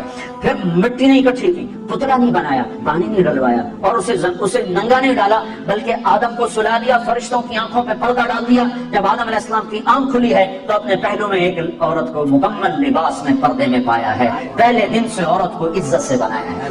آدم تیری پسلی سے نکالا ہے، ادھر الٹے ہاتھ کی پسلی سے کیوں نکالا ہے کہ ادھر دل ہے، کہ عورت ہر روپ میں دل میں جگہ پکڑتی ہے، ماں، بیٹی، بیوی، بہن، دادی، خالہ، جس روپ میں ہے اس کا مقام دل کے قریب ہے، دل سے دور نہیں ہے۔ اور اللہ تعالیٰ نے آدم علیہ السلام کو انتظار کروایا، اور آدم علیہ السلام کو جنت اچھی نہیں لگ رہی تھی، کلے بھاگے پھرتے آئے، ہوا ویکھی تو خوش ہوئے، کہنے کہ یا اللہ کون تیری بیوی؟ آدم علیہ السلام کال کی تھی کون ہے؟ تو اللہ تعالیٰ کا مہر تو ادا کر، مہر تو ادا کر۔ کہنے کہ کیا مہر ہے؟ کہ میرے آخری نبی پر ایک درود پڑھ دے، یہ مہر، یہ مہر ہے اس کا۔ مردوں میں سب سے خوبصورت کون ہے بھائی؟ یوسف علیہ السلام مردوں میں سب سے خوبصورت ہیں، اور عورتوں میں سب سے خوبصورت ہے اما حوا۔ حوا تمام مستورات جتنی پیدا ہوں گی، جتنی پیدا ہوئی، ان سب میں خوبصورت ترین عورت حضرت حوا ہے۔ پہلے دن عزت سے پیدا کیا، پردوں میں بٹھا کے پیدا کیا اور بیوی بنا کے ساتھ رکھا اور حقوق رکھے۔ اگر بیٹی پیدا ہو تو میرا نبی فرماتا ہے 3 بیٹیوں کی شادی کر دو تو جنت واجب ہو گئی، 10 بیٹوں کی شادی کرو تو جنت واجب کوئی نہیں، 3 बेटियों की शादी करो तो जन्नत वाजिब होगी। तो एक साहबी ने पूछा या रसूल अल्लाह 3 ना हो 2 हो, तो कहा 2 की शादी करो तो जन्नत। एक ने कहा या रसूल अल्लाह अगर 2 ना हो, एक ही बेटी हो और आगे कोई सिलसिला भी ना हो, तो आपने कहा 1 बेटी की शादी कर दो तो जन्नत वाजिब। यही बहन बन जाती है, बेटी से बहन बनती है, भाई आता है। तो मेरे नबी ने फरमाया जिसको अल्लाह ने 2 बहनें अता फरमाई, 2 बहनें, और उन्होंने उसका हक अदा किया, हक कि भाई बहनों का हक मार जाते हैं, माँ बाप की विरासत में से बहनों को नहीं देते। ये ऐसे ही हराम है जैसे शराब बेचना हराम है, जैसे सूद खाना हराम है, ऐसे ही बहनों का हक खा जाना ऐसे ही हराम है, जैसे चोरी हराम है। ये बहनों का चोर है, उससे उसकी चोरी की जिसके साथ मिलकर एक छाती का दूध पिया, एक थाली प्याली में खाया और पिया, एक छत तले जिसके साथ जिंदगी गुजारी, ये उसकी चोरी कर गया है। जिसने अपनी बहनों का हक मारा उसका रिस्क हराम हो गया। मैं अपने उस्ताद साहब की खिदमत में जिनसे मैंने तफसीर पढ़ी, शहद लेकर गया, 76-77 की बात, प्राइवेट मरकज में मदरसा है, मौलाना जमशेद साहब। मैंने कहा हज़रत ये शहद कहाँ से लाए हो? कहा जी मेरे अपने बाग का है। मैंने खुद थोड़ा बाग में लगा था आम का। मैंने कहा जी मेरे अपने बाग का है। तो मुझसे फरमाया तेरे बाप ने अपनी बहनों को जमीन में से हिस्सा दिया था? एक शहद की बोतल उस वक्त 10 रुपए की आ जाती थी। और कितना गहरा सवाल किया, ये नहीं कहा माशाअल्लाह जज़ाकल्लाह, ये नहीं कहा तेरे बाप ने अपनी बहनों को जमीन में से हिस्सा दिया था? अगर दिया था फिर तो ये शहद हलाल है, और अगर नहीं दिया था तो सारा ही हराम है, तो मैं नहीं लूंगा, ये मतलब था। हाँ भाई तेरे अब्बा ने बहनों को जमीन में हिस्सा दिया था? मैंने कहा जी शुक्र है मेरे अब्बा की बहन ही कोई नहीं होती तो कोई ना देते, सिर्फ 2 भाई थे, सारी जायदाद 2 भाइयों की, बहन थी नहीं उनकी। मैंने कहा अच्छा तो तेरे दादा ने अपनी बहनों को जमीन में से हिस्सा दिया था? मैं कहा मैं जमाया ही कोई ना हूँ, उसने मेरे को की पूछी जाना, मेरे जमन तो पहले निकलना था, ना पूछो मेरे को। तो फिर हंस पड़ेगा, अच्छा इधर रख दो। तो मेरे नबी ने फरमाया जिसने बहनों को हिस्सा दिया, जिसको अल्लाह ने 2 बहनें दी, उसने बहनों का हक दिया और शादी के बाद भी उनके सर पे हाथ रखा तो उस पे जन्नत वाजिब हो गई। पर ये बेटी से बहन, बहन से बीवी है। फिर मेरे नबी ने फरमाया बेहतरीन मुसलमान वो है जो बीवी के साथ अच्छा सलूक करे। और मेरे नबी ने फरमाया जो ये चाहे उस लोग का मुसलमान कि वो जन्नत में मेरे घर के करीब घर बना ले, तो वो 2 काम करे, एक अपने अखलाक अच्छे करे, एक अपनी बीवी से अच्छा सलूक करे, तो उसका घर मेरे घर के करीब हो जाएगा। तहज्जुद पढ़े, जिहाद करे, तबलीग करे, जिक्र करे, मुराकबा करे, ये नहीं फरमाया। कहा वो 2 काम करे, एक अखलाक अच्छे करे, एक बीवी से अच्छा सलूक करे। ये बीवी से अच्छा सलूक भी तो अखलाक में आता है, इसको अलग क्यों कहा है? कि बहुत से लोग बाहर बड़े अखलाक वाले होते हैं और घर में बीवियों के साथ बड़े बदतमीज होते हैं। और हमारे जिम्मेदारों में आम है ये हदीस, ऐसे मैं आंखों से देख रहा हूँ कि मेरा सारा खानदान, मेरा मुआशरा जो जिम्मेदार मुआशरा है, वो बाहर डेरेदार हैं, जिम्मेदार हैं और बड़े सखी हैं, बड़े मेहमान नवाज हैं, लेकिन घर में उतने ही बदतमीज हैं।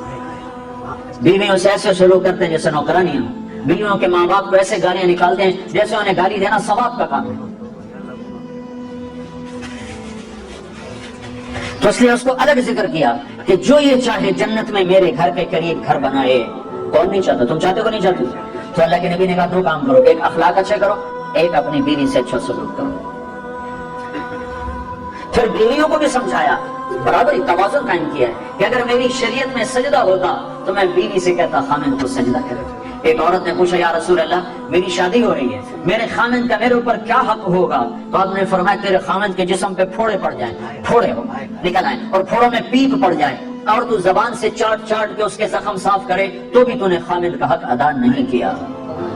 लो अन्नल मरअत सल्लत खम्सहा सामत शहरहा हसनत फरजहा अतअत बालहा दखलत मिन अय्यि अब्वाबिल जन्नत शाअत। मेरे नबी ने फरमाया जिस औरत ने 5 नमाजें पढ़ी, रमजान के रोजे रखे, खामिन की इताअत की और बदकारी ना की, इज्जत में खयानत ना की, तो जब वो आएगी तो जन्नत के 8 दरवाजे खुल जाएंगे। अल्लाह फरमाएगा जिधर से चाह चली जाए, जन्नत तेरे लिए सारी हलाल है। यही औरत माँ के रूप में तब्दील हो जाए तो मेरे नबी ने फरमाया काश मेरी माँ होती और मैं ईशा की नमाज के मसल्ले पर होता और मैं सूरत फातिहा शुरू कर चुका होता और इधर से मेरे घर का दरवाजा खुलता और मेरी माँ कहती बेटा मोहम्मद, तो मैं उसकी खातिर नमाज तोड़ देता। मैं कहता अम्मा जी हुक्म, मैं फिर पढ़ूंगा। آپ نے فرمایا میں جنت میں گیا تو میں نے قرآن کی تلاوت سنی. میں نے پوچھا یہ کون تلاوت کر رہا ہے؟ مجھے کہا کہ یا رسول اللہ یہ حارثہ بن نعمان ہے. میں نے کہا حارثہ وہ تو مدینے میں بیٹھا ہے, ابھی مرا تو نہیں ہے کہ جنت میں اس کی تلاوت گونجے؟ تو ان فرشتوں نے کہا یا رسول اللہ ماں کی ایسی خدمت کی ہے کہ اللہ نے خوش ہو کر حکم دیا ہے حارثہ جب قرآن پڑھے ساری جنت کو سنا. کذالکم البر کذالکم البر. میرے نبی نے کہا ماں باپ کی خدمت یہی ہوتی ہے, یہی ہوتی. آپ نے کہا عمر تیری زندگی میں ایک شخص آئے گا یمن سے, اس کا نام ہوگا اویس, اس کا قبیلہ ہوگا عامر, اور اس کا خاندان ہوگا کرن, اور اس کا رنگ ہوگا کالا, اور اس کا قد ہوگا درمیانہ, اور اس کی کمر پہ ہوگا سفید داغ. جب وہ آئے تو اس سے دعا کروانا عمر تو عمر, میرے بعد کوئی نبی ہوتا تو عمر ہوتا. اور نبی کے دائیں طرف عمر کی قبر ہے, بائیں طرف یہ نقشہ ہے قبروں کا. ایک قول کے مطابق کہ درمیان میں اللہ کے رسول ہے, سیدھے ہاتھ ابوبکر الٹے ہاتھ عمر, اور ایک قول یہ ہے یہ اللہ کے رسول یہ ابوبکر اور یہ عمر, اس طرح کر کے. اور ایک قول یہ ہے, ایک قول یہ ہے, اس طرح. یہ میرے نبی کی قبر, پاؤں کے ساتھ ابوبکر کا سر, پھر ابوبکر کے سر کے ساتھ پاؤں کے ساتھ عمر کا سر, یوں 3 قبریں ہیں, یا یہ ہے. تو بہرحال وہ روضہ رسول میں ہے عمر, میرے بعد نبی ہوتا تو عمر ہوتا. اور آپ مسجد میں داخل ہوئے, آپ کے ادھر ابوبکر تھے ادھر عمر تھے, تو آپ نے دونوں کے ہاتھ پکڑ لیے اور آپ نے کہا دیکھو دیکھو مجھے دیکھو, قیامت کے دن میں ایسے اٹھایا جاؤں گا کہ ادھر میرے ابوبکر ہوگا اور ادھر میرے عمر ہوگا. تو اسے کہا جا رہا عمر اویس سے دعا کروانا. یا رسول اللہ وہ اویس سے کیوں کرواؤں؟ کہ اس نے ماں کی ایسی خدمت کی ہے, جب وہ ہاتھ اٹھاتا ہے تو اللہ اس کے ہاتھ خالی نہیں لوٹاتا. تمہاری مائیں ذلیل ہوتی پھرتی ہیں اور تم یہاں جانتے بھی نہیں ماں ہوتی کیا ہے. یہاں تو سب کراؤن جانتے ہیں, کراؤن. اللہ معاف کرتے ہیں. ہر زمان کا زمانہ آ گیا, ہر سال حج کرتے تھے, ہر سال حج میں اعلان کرتے کوئی اویس بنی عامر, کوئی نہیں ہوتا تھا. ایک سال گزرا تو آپ نے حج میں سارے حاجی اکٹھے کر لیے, جبل ابی قبیس کے سامنے کھڑا کر دیا. کہا بھائی سارے کھڑے ہو جاؤ, اور کہا بھائی یمن والے کھڑے رہو باقی سارے بیٹھ جاؤ. تو یمن والے کھڑے, ہاں بھائی سارے یمن والے بیٹھ جاؤ, بنو عامر کھڑے رہو. تو بنو عامر کھڑے ہو گئے. پھر سارے بنو عامر بیٹھ جاؤ, کرنی کھڑے رہو. تو ایک کرنی کھڑا رہا, ایک, باقی سارے بیٹھ گئے. تو عمر نے پوچھا بھائی تو کرنی ہے؟ کہا جی ہاں. کہا تو اویس کو جانتا؟ جی جانتا, میرا سگا بھتیجا ہے, میرے سگے بھائی کا بیٹا, پر وہ تو پاگل سا ہے, آپ اس کا کیوں پوچھ رہے ہیں؟ تو عمر رونے لگے, کہنے کہ پاگل وہ نہیں تو ہے. یہ بتا وہ حج میں آیا؟ کہا جی آیا ہے. کدھر ہے؟ کہا جی وہ اس وقت اونٹ چرانے جاتا ہے عرفات کی طرف. تو آپ نے حضرت علی کو ساتھ لیا اور دوڑ لگائی. گئے تو اویس کرنی ایک درخت کے نیچے نماز پڑھ رہے اور اونٹ ان کے چاروں طرف چل رہے. تو یہ دونوں حضرات آ کے بیٹھ گئے. انہوں نے دیکھا کچھ لوگ آ گئے تو انہوں نے نماز مختصر کر دی. تو انہوں نے پوچھا, حضرت عمر نے پوچھا بھائی کون ہو؟ کہا جی مزدور ہوں. کہا تیرا نام کیا ہے؟ کہا جی اللہ کا بندہ عبداللہ.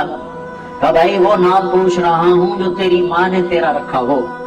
وہ کہنے کا تو میرا انٹرویو کیوں لے رہا ہے؟ ان کو نہیں خبر کہ یہ عمر ہے, تو تابعین میں سے دیکھا بھی نہیں, پہلی دفعہ حج پر آئے ہیں. تو حضرت علی بول پڑے کہ بھائی یہ امیر المومنین ہیں عمر بن خطاب اور میں ہوں علی بن ابی طالب. تو وہ پھر ایسے کام گئے, کہنے میں معافی چاہتا ہوں, میں نے آپ کو نہیں پہچانا, میں آپ کو بھی سلام پیش کرتا ہوں اور آپ کو بھی سلام پیش کرتا ہوں, میرا نام میری ماں نے اویس رکھا ہے. عمر نے کہا کپڑا ہٹاؤ اپنی کمر سے. انہوں نے کمر سے کپڑا ہٹایا تو سفید نشان تھا. تو کہا ہاتھ اٹھا اور ہم دونوں کے لیے دعا کریں. وہ رونے لگے, میں آپ تو میں آپ قدموں کی خاک نہیں, میں آپ کے لیے کیسے دعا کروں؟ کرنی پڑے گی. ہمارے نبی نے ہمیں کہا تھا کہ تیری ماں کی خدمت نے تجھے وہاں تک پہنچا دیا ہے کہ تو یوں کرتا ہے تو اللہ لبیک کہتا ہے. صرف نماز روزے کا نام اسلام نہیں ہے, اور بھی دکھ ہے زمانے میں محبت کی صلت, راحتیں اور بھی ہیں وصل کی راحت کی صلت. اخلاق کا بہت بڑا باب ہے جس کو امت نے بھڑا کے رکھ دیا ہے. انسانی حقوق تو پائمال ہو گئے, تباہ ہو گئے. تو اویس عمر نے دعا کروائی, پھر انہوں نے ہاتھ اٹھائے اور دعا کی ان کے لیے. یہ ماں ہے, ہر روح میں عورت معزز اور محترم ہے. میں سن 2000 میں حضرت آمنہ کی قبر کی زیارت کے لیے گیا تھا. میں نے ڈھونڈا قبر کو مبارک کو, بہت سی چیزیں ایسی ہیں جسے آپ کتاب سے نہیں سمجھ سکتے جب تک موقع پہ نہ ہو. تو اس لیے میں سفر کرتا ہوں. بدر کے لیے میں نے کتنے سفر کیے وہ جگہ صرف دیکھنے کے لیے کہ اذ انتم بالعدوة الدنيا وهم بالعدوة القصوى والركب اسفل منكم لو تواعدتم لاختلفتم في الميعاد. اس کو میں تفسیر سے نہیں سمجھ سکتا, میں موقع پہ جانا چاہتا ہوں اور پھر میں تو سمجھ نہیں سکتا, ہر شے بدل گئی ہے. میں نے ایک بدو ڈھونڈا, اللہ نے مجھے ملایا, میں نے کہا مجھے سمجھاؤ کہ یہ عدوة القصوى عدوة الدنيا والركب اسفل. تو بہت سی چیزیں ایسی ہیں بے شمار. کتاب تو اتنا سا دیتی ہے, اتنا سا سفر کرنا پڑتا ہے. تو میں نے سیرت کی کتاب میں یہ دلدوز دل خراش واقعہ پڑھا کہ میرے نبی 6 سال کی عمر کے تھے جب ماں نے جان دے دی. 25 سال کی عین بھرپور جوانی میں میرے ابوا کے پہاڑوں میں جان دے دی. اور قافلہ کیا تھا؟ 3 افراد, ایک میرا نبی, ایک ام ایمن, ایک والدہ ماجدہ, یہ 3 افراد ہیں اور چوتھا آدم مرد کوئی نہیں ہے. تو میں وہ جگہ دیکھنا چاہتا تھا. اور سن 2000 میں عمرے سے فارغ ہو کر ایک عرب دوست سے میں نے کہا مجھے کوئی جیپ دو جو پہاڑوں کے اندر جا سکے. تو اس نے مجھے ایک ٹرک جیسی جیپ دے دی. میں ابوا پہنچا تو وہاں لوگوں سے بات کی, پاکستانی ملے, ان سے کہا کہ کوئی ہمیں لے چلو ادھر قبر پر. تو انہوں نے کہا جی ادھر جو جاتا ہے اس کو پولیس پکڑ لیتی, تو ہم معذرت خواہ ہیں, ہم نہیں جا سکتے. تو میں بڑا مایوس ہوا, تو واپسی کر لی. تو ایک پیٹرول پمپ پہ پھر میں نے گاڑی کھڑی کروا دی, میں کھڑے ہو گئے. پھر میں نے دعا مانگی, یا اللہ میں نے بڑا سفر کیا ہے, مجھے پہنچا دے وہاں تک. تو ایک گاڑی پیٹرول ڈلوانے آ کر پیٹرول پمپ پر روکی. تو میں نے جیسے ڈوبتے کو تنکے کا سہارا, میں نے ایک ساتھی سے کہا اس سے بھلا پتہ کرو. تو وہ اس کے پاس جا کر کہتا ہے بھائی آپ کو حضرت آمنہ کی قبر معلوم ہے؟ کہا جی معلوم ہے. آپ ہمیں لے جا سکتے ہیں؟ کہا نہیں, ادھر پولیس پکڑتی ہے. آپ کہاں سے آئے ہیں؟ کہا جی ہم پاکستان سے آئے. اچھا تمہارا نام کیا ہے؟ کہا جی سلمان. یہ افضل. وہ میں گاڑی میں بیٹھا تھا, وہ اس کا کیا نام ہے؟ ابھی اللہ کا بھی نظام چلا رہا ہے. کہنے لگا وہ اس کا نام طارق جمیل ہے. وہ ایسے ہوا طارق جمیل, وہ جس کی کیسٹیں چلتی ہیں یہ وہ ہے؟ ہاں یہ وہی ہے. اچھا اس کی کیسٹ تو میں ابھی اپنی گاڑی میں سن رہا ہوں. ہم تمہیں لے چلتا ہوں. گاڑی وہاں لاک کی اور ہمارے ساتھ بیٹھ گئے. کو 5 کلومیٹر ہم سڑک پہ چلے, پھر اندر اترے اور 5 کلومیٹر اندر, 5-10 مجھے بھی یاد نہیں ہے. ایک تو منزل کو پانے کی شوق میں راستوں کا خبر نہیں تھی, دوسرے راستے تھے ہی کوئی نہیں. پہاڑوں کے اندر ادھر ادھر پتھروں سے ٹکر, جھاڑیوں میں پھنسے, الجھتے ایک تھوڑی سی کھلی جگہ آئی, وہاں اس نے گاڑی روکی. پھر میں لے کر پیدل چلا, پھر ایک پہاڑ پہ چڑھا. اس پہاڑ کے اوپر قدرتی ایک فرش بنا ہوا تھا, وہاں میرے نبی کی ماں سو رہی تھی. جنگل ویران سنسان. 1400 سال پہلے وہاں کیا حال ہوگا. 2000 سن میں وہاں حال ایسا تھا کہ میں دور دور تک انسان دیکھا تو مجھے نظر کو نہیں آیا. پہاڑ کالے, سورج ڈوبنے کو تھا, تو ادھر افق میں اندھیرا, ادھر پہاڑوں کی سیاہی, ادھر واقعہ سوگوار. میں نے بڑے بڑے سفر کے, میں بیت اللہ کے اندر 2 دفعہ داخل ہوا, لیکن میری وہ کیفیت نہیں بنی جو حضرت آمنہ کی قبر پہ میری حاصل رہا. ہائے ہائے کاش تم دیکھو جا, تمہیں اوسلو کی وادیوں میں کیا خبر, تمہارے نبی نے کیا کیا دکھ دیکھے. 6 برس کا بچہ اور ماں نے بازی ہار دی. ہارٹ اٹیک ہوا, غالباً ہارٹ اٹیک ہوا, پتہ نہیں کیا ہوا, چونکہ اچانک موت تھی. تو ہارٹ اٹیک ہی سمجھ میں آتا ہے کہ بولا نہیں جا رہا تھا. مجھے ہوا اٹیک مارچ میں, مجھے معلوم ہے کہ وہ کیا کیفیت تھی. وہی کیفیت کتابوں میں حضرت آمنہ کی لکھی ہوئی ہے. تو اس لیے میں اپنی طرف سے اس قیاس کر کے نتیجے پر پہنچاؤں کہ غالباً ہارٹ اٹیک تھا, کہ آپ سے بولا نہیں جا رہا, مجھ سے بھی بولا نہیں جا رہا تھا. بالکل درد کی شدت نے میری زبان بند کر دی تھی. تو وہ حضرت آمنہ پر درد کی شدت تھی, بولا نہیں جا رہا تھا. اور میرے نبی کہتے اماں آگے جواب نہیں آ رہا.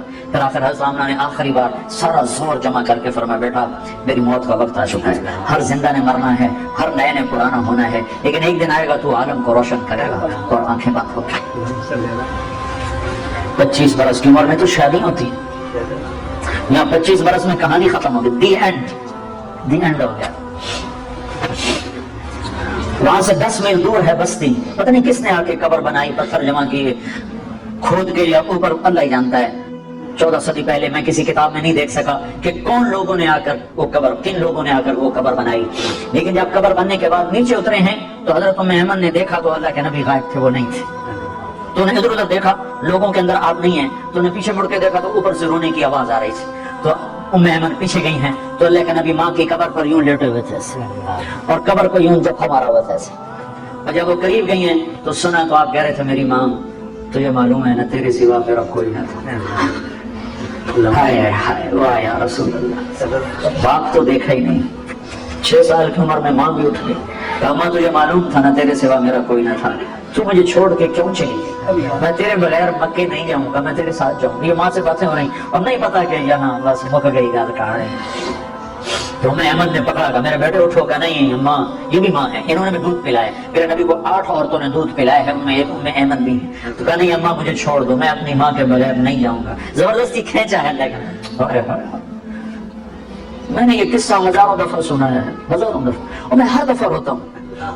ورنہ آدمی 2-4 دفعہ سنا کے آنسو خشک ہو جاتے ہیں، لیکن میرے ہر دفعہ آنسو تازہ ہو جاتے ہیں کہ میں نے پڑھا نہیں، میں نے وہ جگہ دیکھی ہے، میں نے سفر کیا، اس کی وحشت سمجھتا ہے تو وہ کیا دکھ بھری گھاٹی تھی جو وہاں میرے نبی پر آئی۔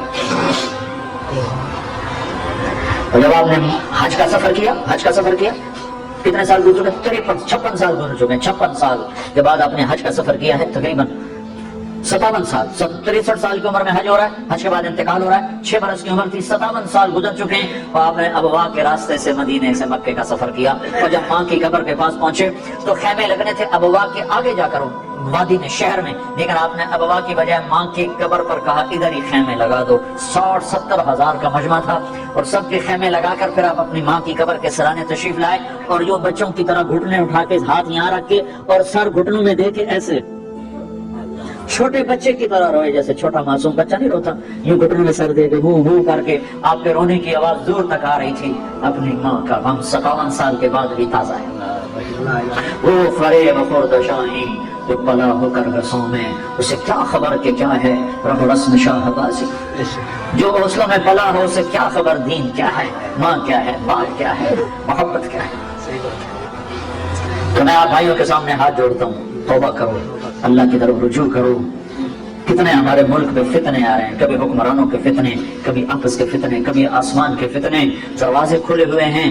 یہ توبہ ہی ایک حل ہے جس سے یہ دروازے بند ہو سکتے ہیں۔ اگر اللہ دروازے بند نہ کرے تو ہم نہیں بند کروا سکتے، اور اس وقت اس کی پکڑ کے فیصلے واپس ہوتے ہیں جب لوگ توبہ کرتے ہیں اجتماعی طور پر۔ تو ہم سب کو ضرورت ہے کہ ہم توبہ کریں۔ نیت کرتے ہو توبہ کی، کہو یا اللہ میری توبہ، پھر کہو یا اللہ میری توبہ، پھر کہو یا اللہ میری توبہ۔ میں 3 دفعہ اس لیے کہلواتا ہوں کہ آخری دفعہ اللہ کرے آپ کے دل سے نکلے، آپ کا اندر بولے یا اللہ میری توبہ۔ اس کو لے کر ساری دنیا میں پھرو، اس کے لیے وقت لگاؤ، اس کے لیے دنیا میں پھرو گے تو اللہ تعالیٰ آپ کا پھرنا آپ کی اپنی ہدایت کا ذریعہ بھی بنائے گا، اور آپ کے ذریعے سے سارے عالم کی ہدایت کا بھی اللہ تعالیٰ فیصلے فرمائے گا۔ رمضان کا مہینہ آ رہا ہے، تراویح کا اہتمام کرو، قرآن شوق سے سنو، اور رمضان کے روزے اگرچہ آپ کا روزہ لمبا ہے تو آپ کا اجر بھی اس کے برابر ہے، جتنی مشقت آپ اٹھائیں گے اتنا بڑا اجر آپ اللہ تعالیٰ سے پانے والے بنیں گے، جتنا اللہ کو راضی کرنے کے لیے کوئی تکلیف اٹھاتا ہے اتنا اللہ سے لینے والا بن جاتا ہے۔ رمضان میں اللہ نے فیصلہ کیا تھا بدر کا بھی اور فتح مکہ کا بھی، تو سحر اور افطاری کے وقت میں دعائیں قبول ہوتی ہیں، سحر میں لگے ہوتے ہیں، افطاری کے وقت افطاری میں ہوتے ہیں، یہ دونوں وقت اللہ نے دعا کی قبولیت کے رکھے ہیں۔ ویسے تو رمضان کے سارے اوقات، سارے ایام، دن رات قبولیت کے ہیں، لیکن خاص طور پر 2 وقت انتہائی قبولیت کے ہیں، ایک سحری کا وقت اور ایک افطاری کا وقت۔ تو 5 منٹ اللہ سے دعا کر لیا کرو، سحری میں بھی 2 نفل پڑھ کے اللہ سے دعا کر لیا کرو، مانگ لیا کرو۔ 5 منٹ مانگو، 10 منٹ افطاری میں مانگو، اور سارے عالم کے لیے، اپنے لیے، انسانیت کے لیے ہدایت مانگو، دنوں کا بدلنا مانگو، دنیا بھی مانگو، آخرت بھی مانگو، یہ جہان بھی مانگو، وہ جہان بھی مانگو۔ تو سارے بھائی اس کی نیت کرتے ہو نا؟ جب چھٹیاں ہوں تو 4 مہینے تبلیغ میں پھرو، 40 دن کے لیے یہاں اندرون ملک پھرو، 4 مہینے کے لیے ہندوستان والے ہندوستان جاؤ، پاکستان والے پاکستان جاؤ، اور یہاں مقامی طور پر ہر ویکینڈ 3 دن کے لیے اللہ کے راستے میں پھرو۔ کہ یہ پھرنا تربیت کا ایک پہلو ہے، اس کے بغیر تربیت نہیں ہوتی، اس کے بغیر سیکھنے کے مرحلے سے انسان نہیں گزرتا۔ سیکھو گے تو اللہ تمہیں سکھائے گا، سیکھو گے تو اللہ تمہارے لیے راستے کھولے گا، سیکھنے کی نیت کرو گے تو اللہ تمہیں وہاں سے علم دے گا جہاں سے تمہارا وہم و گمان بھی نہیں ہے۔ اور مجھے لگتا ہے کہ سارے عالم کی ہدایت کے فیصلے اللہ تعالیٰ نے قریب کر دیے ہیں، کہ یہ ملک جہاں اللہ کا نام کوئی نہیں تھا، اللہ نے آپ لوگوں کو دنیا کمانے کے لیے بھیجا، اپنے ملکوں میں فقر پیدا کیا۔ اسلامی ملکوں میں فقر اور ظلم 2 چیزیں ہیں، تو لوگ پریشان حال ہو کر اپنے ملکوں سے نکلے رزق کی تلاش میں، کوئی امریکہ گیا، کوئی افریقہ گیا، کوئی یورپ گیا، کوئی اوسلو میں آیا، کوئی ڈنمارک میں چلا گیا، کوئی اٹلی میں چلا گیا، کوئی اسپین میں چلا گیا، کوئی इंडोनेशिया में चला गया, कोई कहीं चला गया। अब ये आप लोग सारी दुनिया में फैले हो, इस्लामी गैर इस्लामी मुल्कों में। मैं उधर आल्टा में गया तो वहाँ माशाल्लाह इतनी, ये जितना ये आपका पिलर है इससे इधर और यहाँ से लेकर वहाँ तक इतनी लंबी मस्जिद, कुछ 100 आदमियों के नमाज की गुंजाइश की मस्जिद आल्टा में बनी हुई है। उससे अगला शहर जहाँ वो आखिरी वो उसका जो नॉर्थ कैप बना हुआ है उसमें छोटा सा शहर है, वहाँ गया तो वहाँ भी मुझे सोमालियन मिले अल्लाह के फजल से। उनका हम 15 के करीब मुसलमान यहाँ मौजूद हैं और नमाजें जिंदा हैं, जिक्र जिंदा है, तिलावत जिंदा है। तो ये खंभों की तरह अल्लाह ने आपको पूरी दुनिया में गाड़ दिया है। पीछे तबलीग का काम वायरिंग करता जा रहा है और ये वायरिंग हो रही है, वायरिंग हो रही। जिस दिन ये वायरिंग मुकम्मल होगी अल्लाह का बटन दबाना और हिदायत का आना कोई बड़ा काम नहीं है। कोई हमसे कहे कि हिदायत लाओ तो ये तो नबी नहीं ला सकते, तारिक जमील क्या लाएगा। हम ये कह रहे हैं अल्लाह हिदायत देगा। अल्लाह जब हवा चलाएगा तो फिर ऐसे चलेगी कि जैसे मौसम बदलते हैं ऐसी दिलों की दुनिया बदलती चली जाएगी और हिदायत की हवा चलती चली जाएगी और दिल बदलते चले जाएंगे। आपस में उल्फत मोहब्बत से रहना सीखो, दरगुजर करना सीखो, तो इंशाल्लाह इसकी सारी मैं नियत करते हैं। दुरूद शरीफ पढ़ो।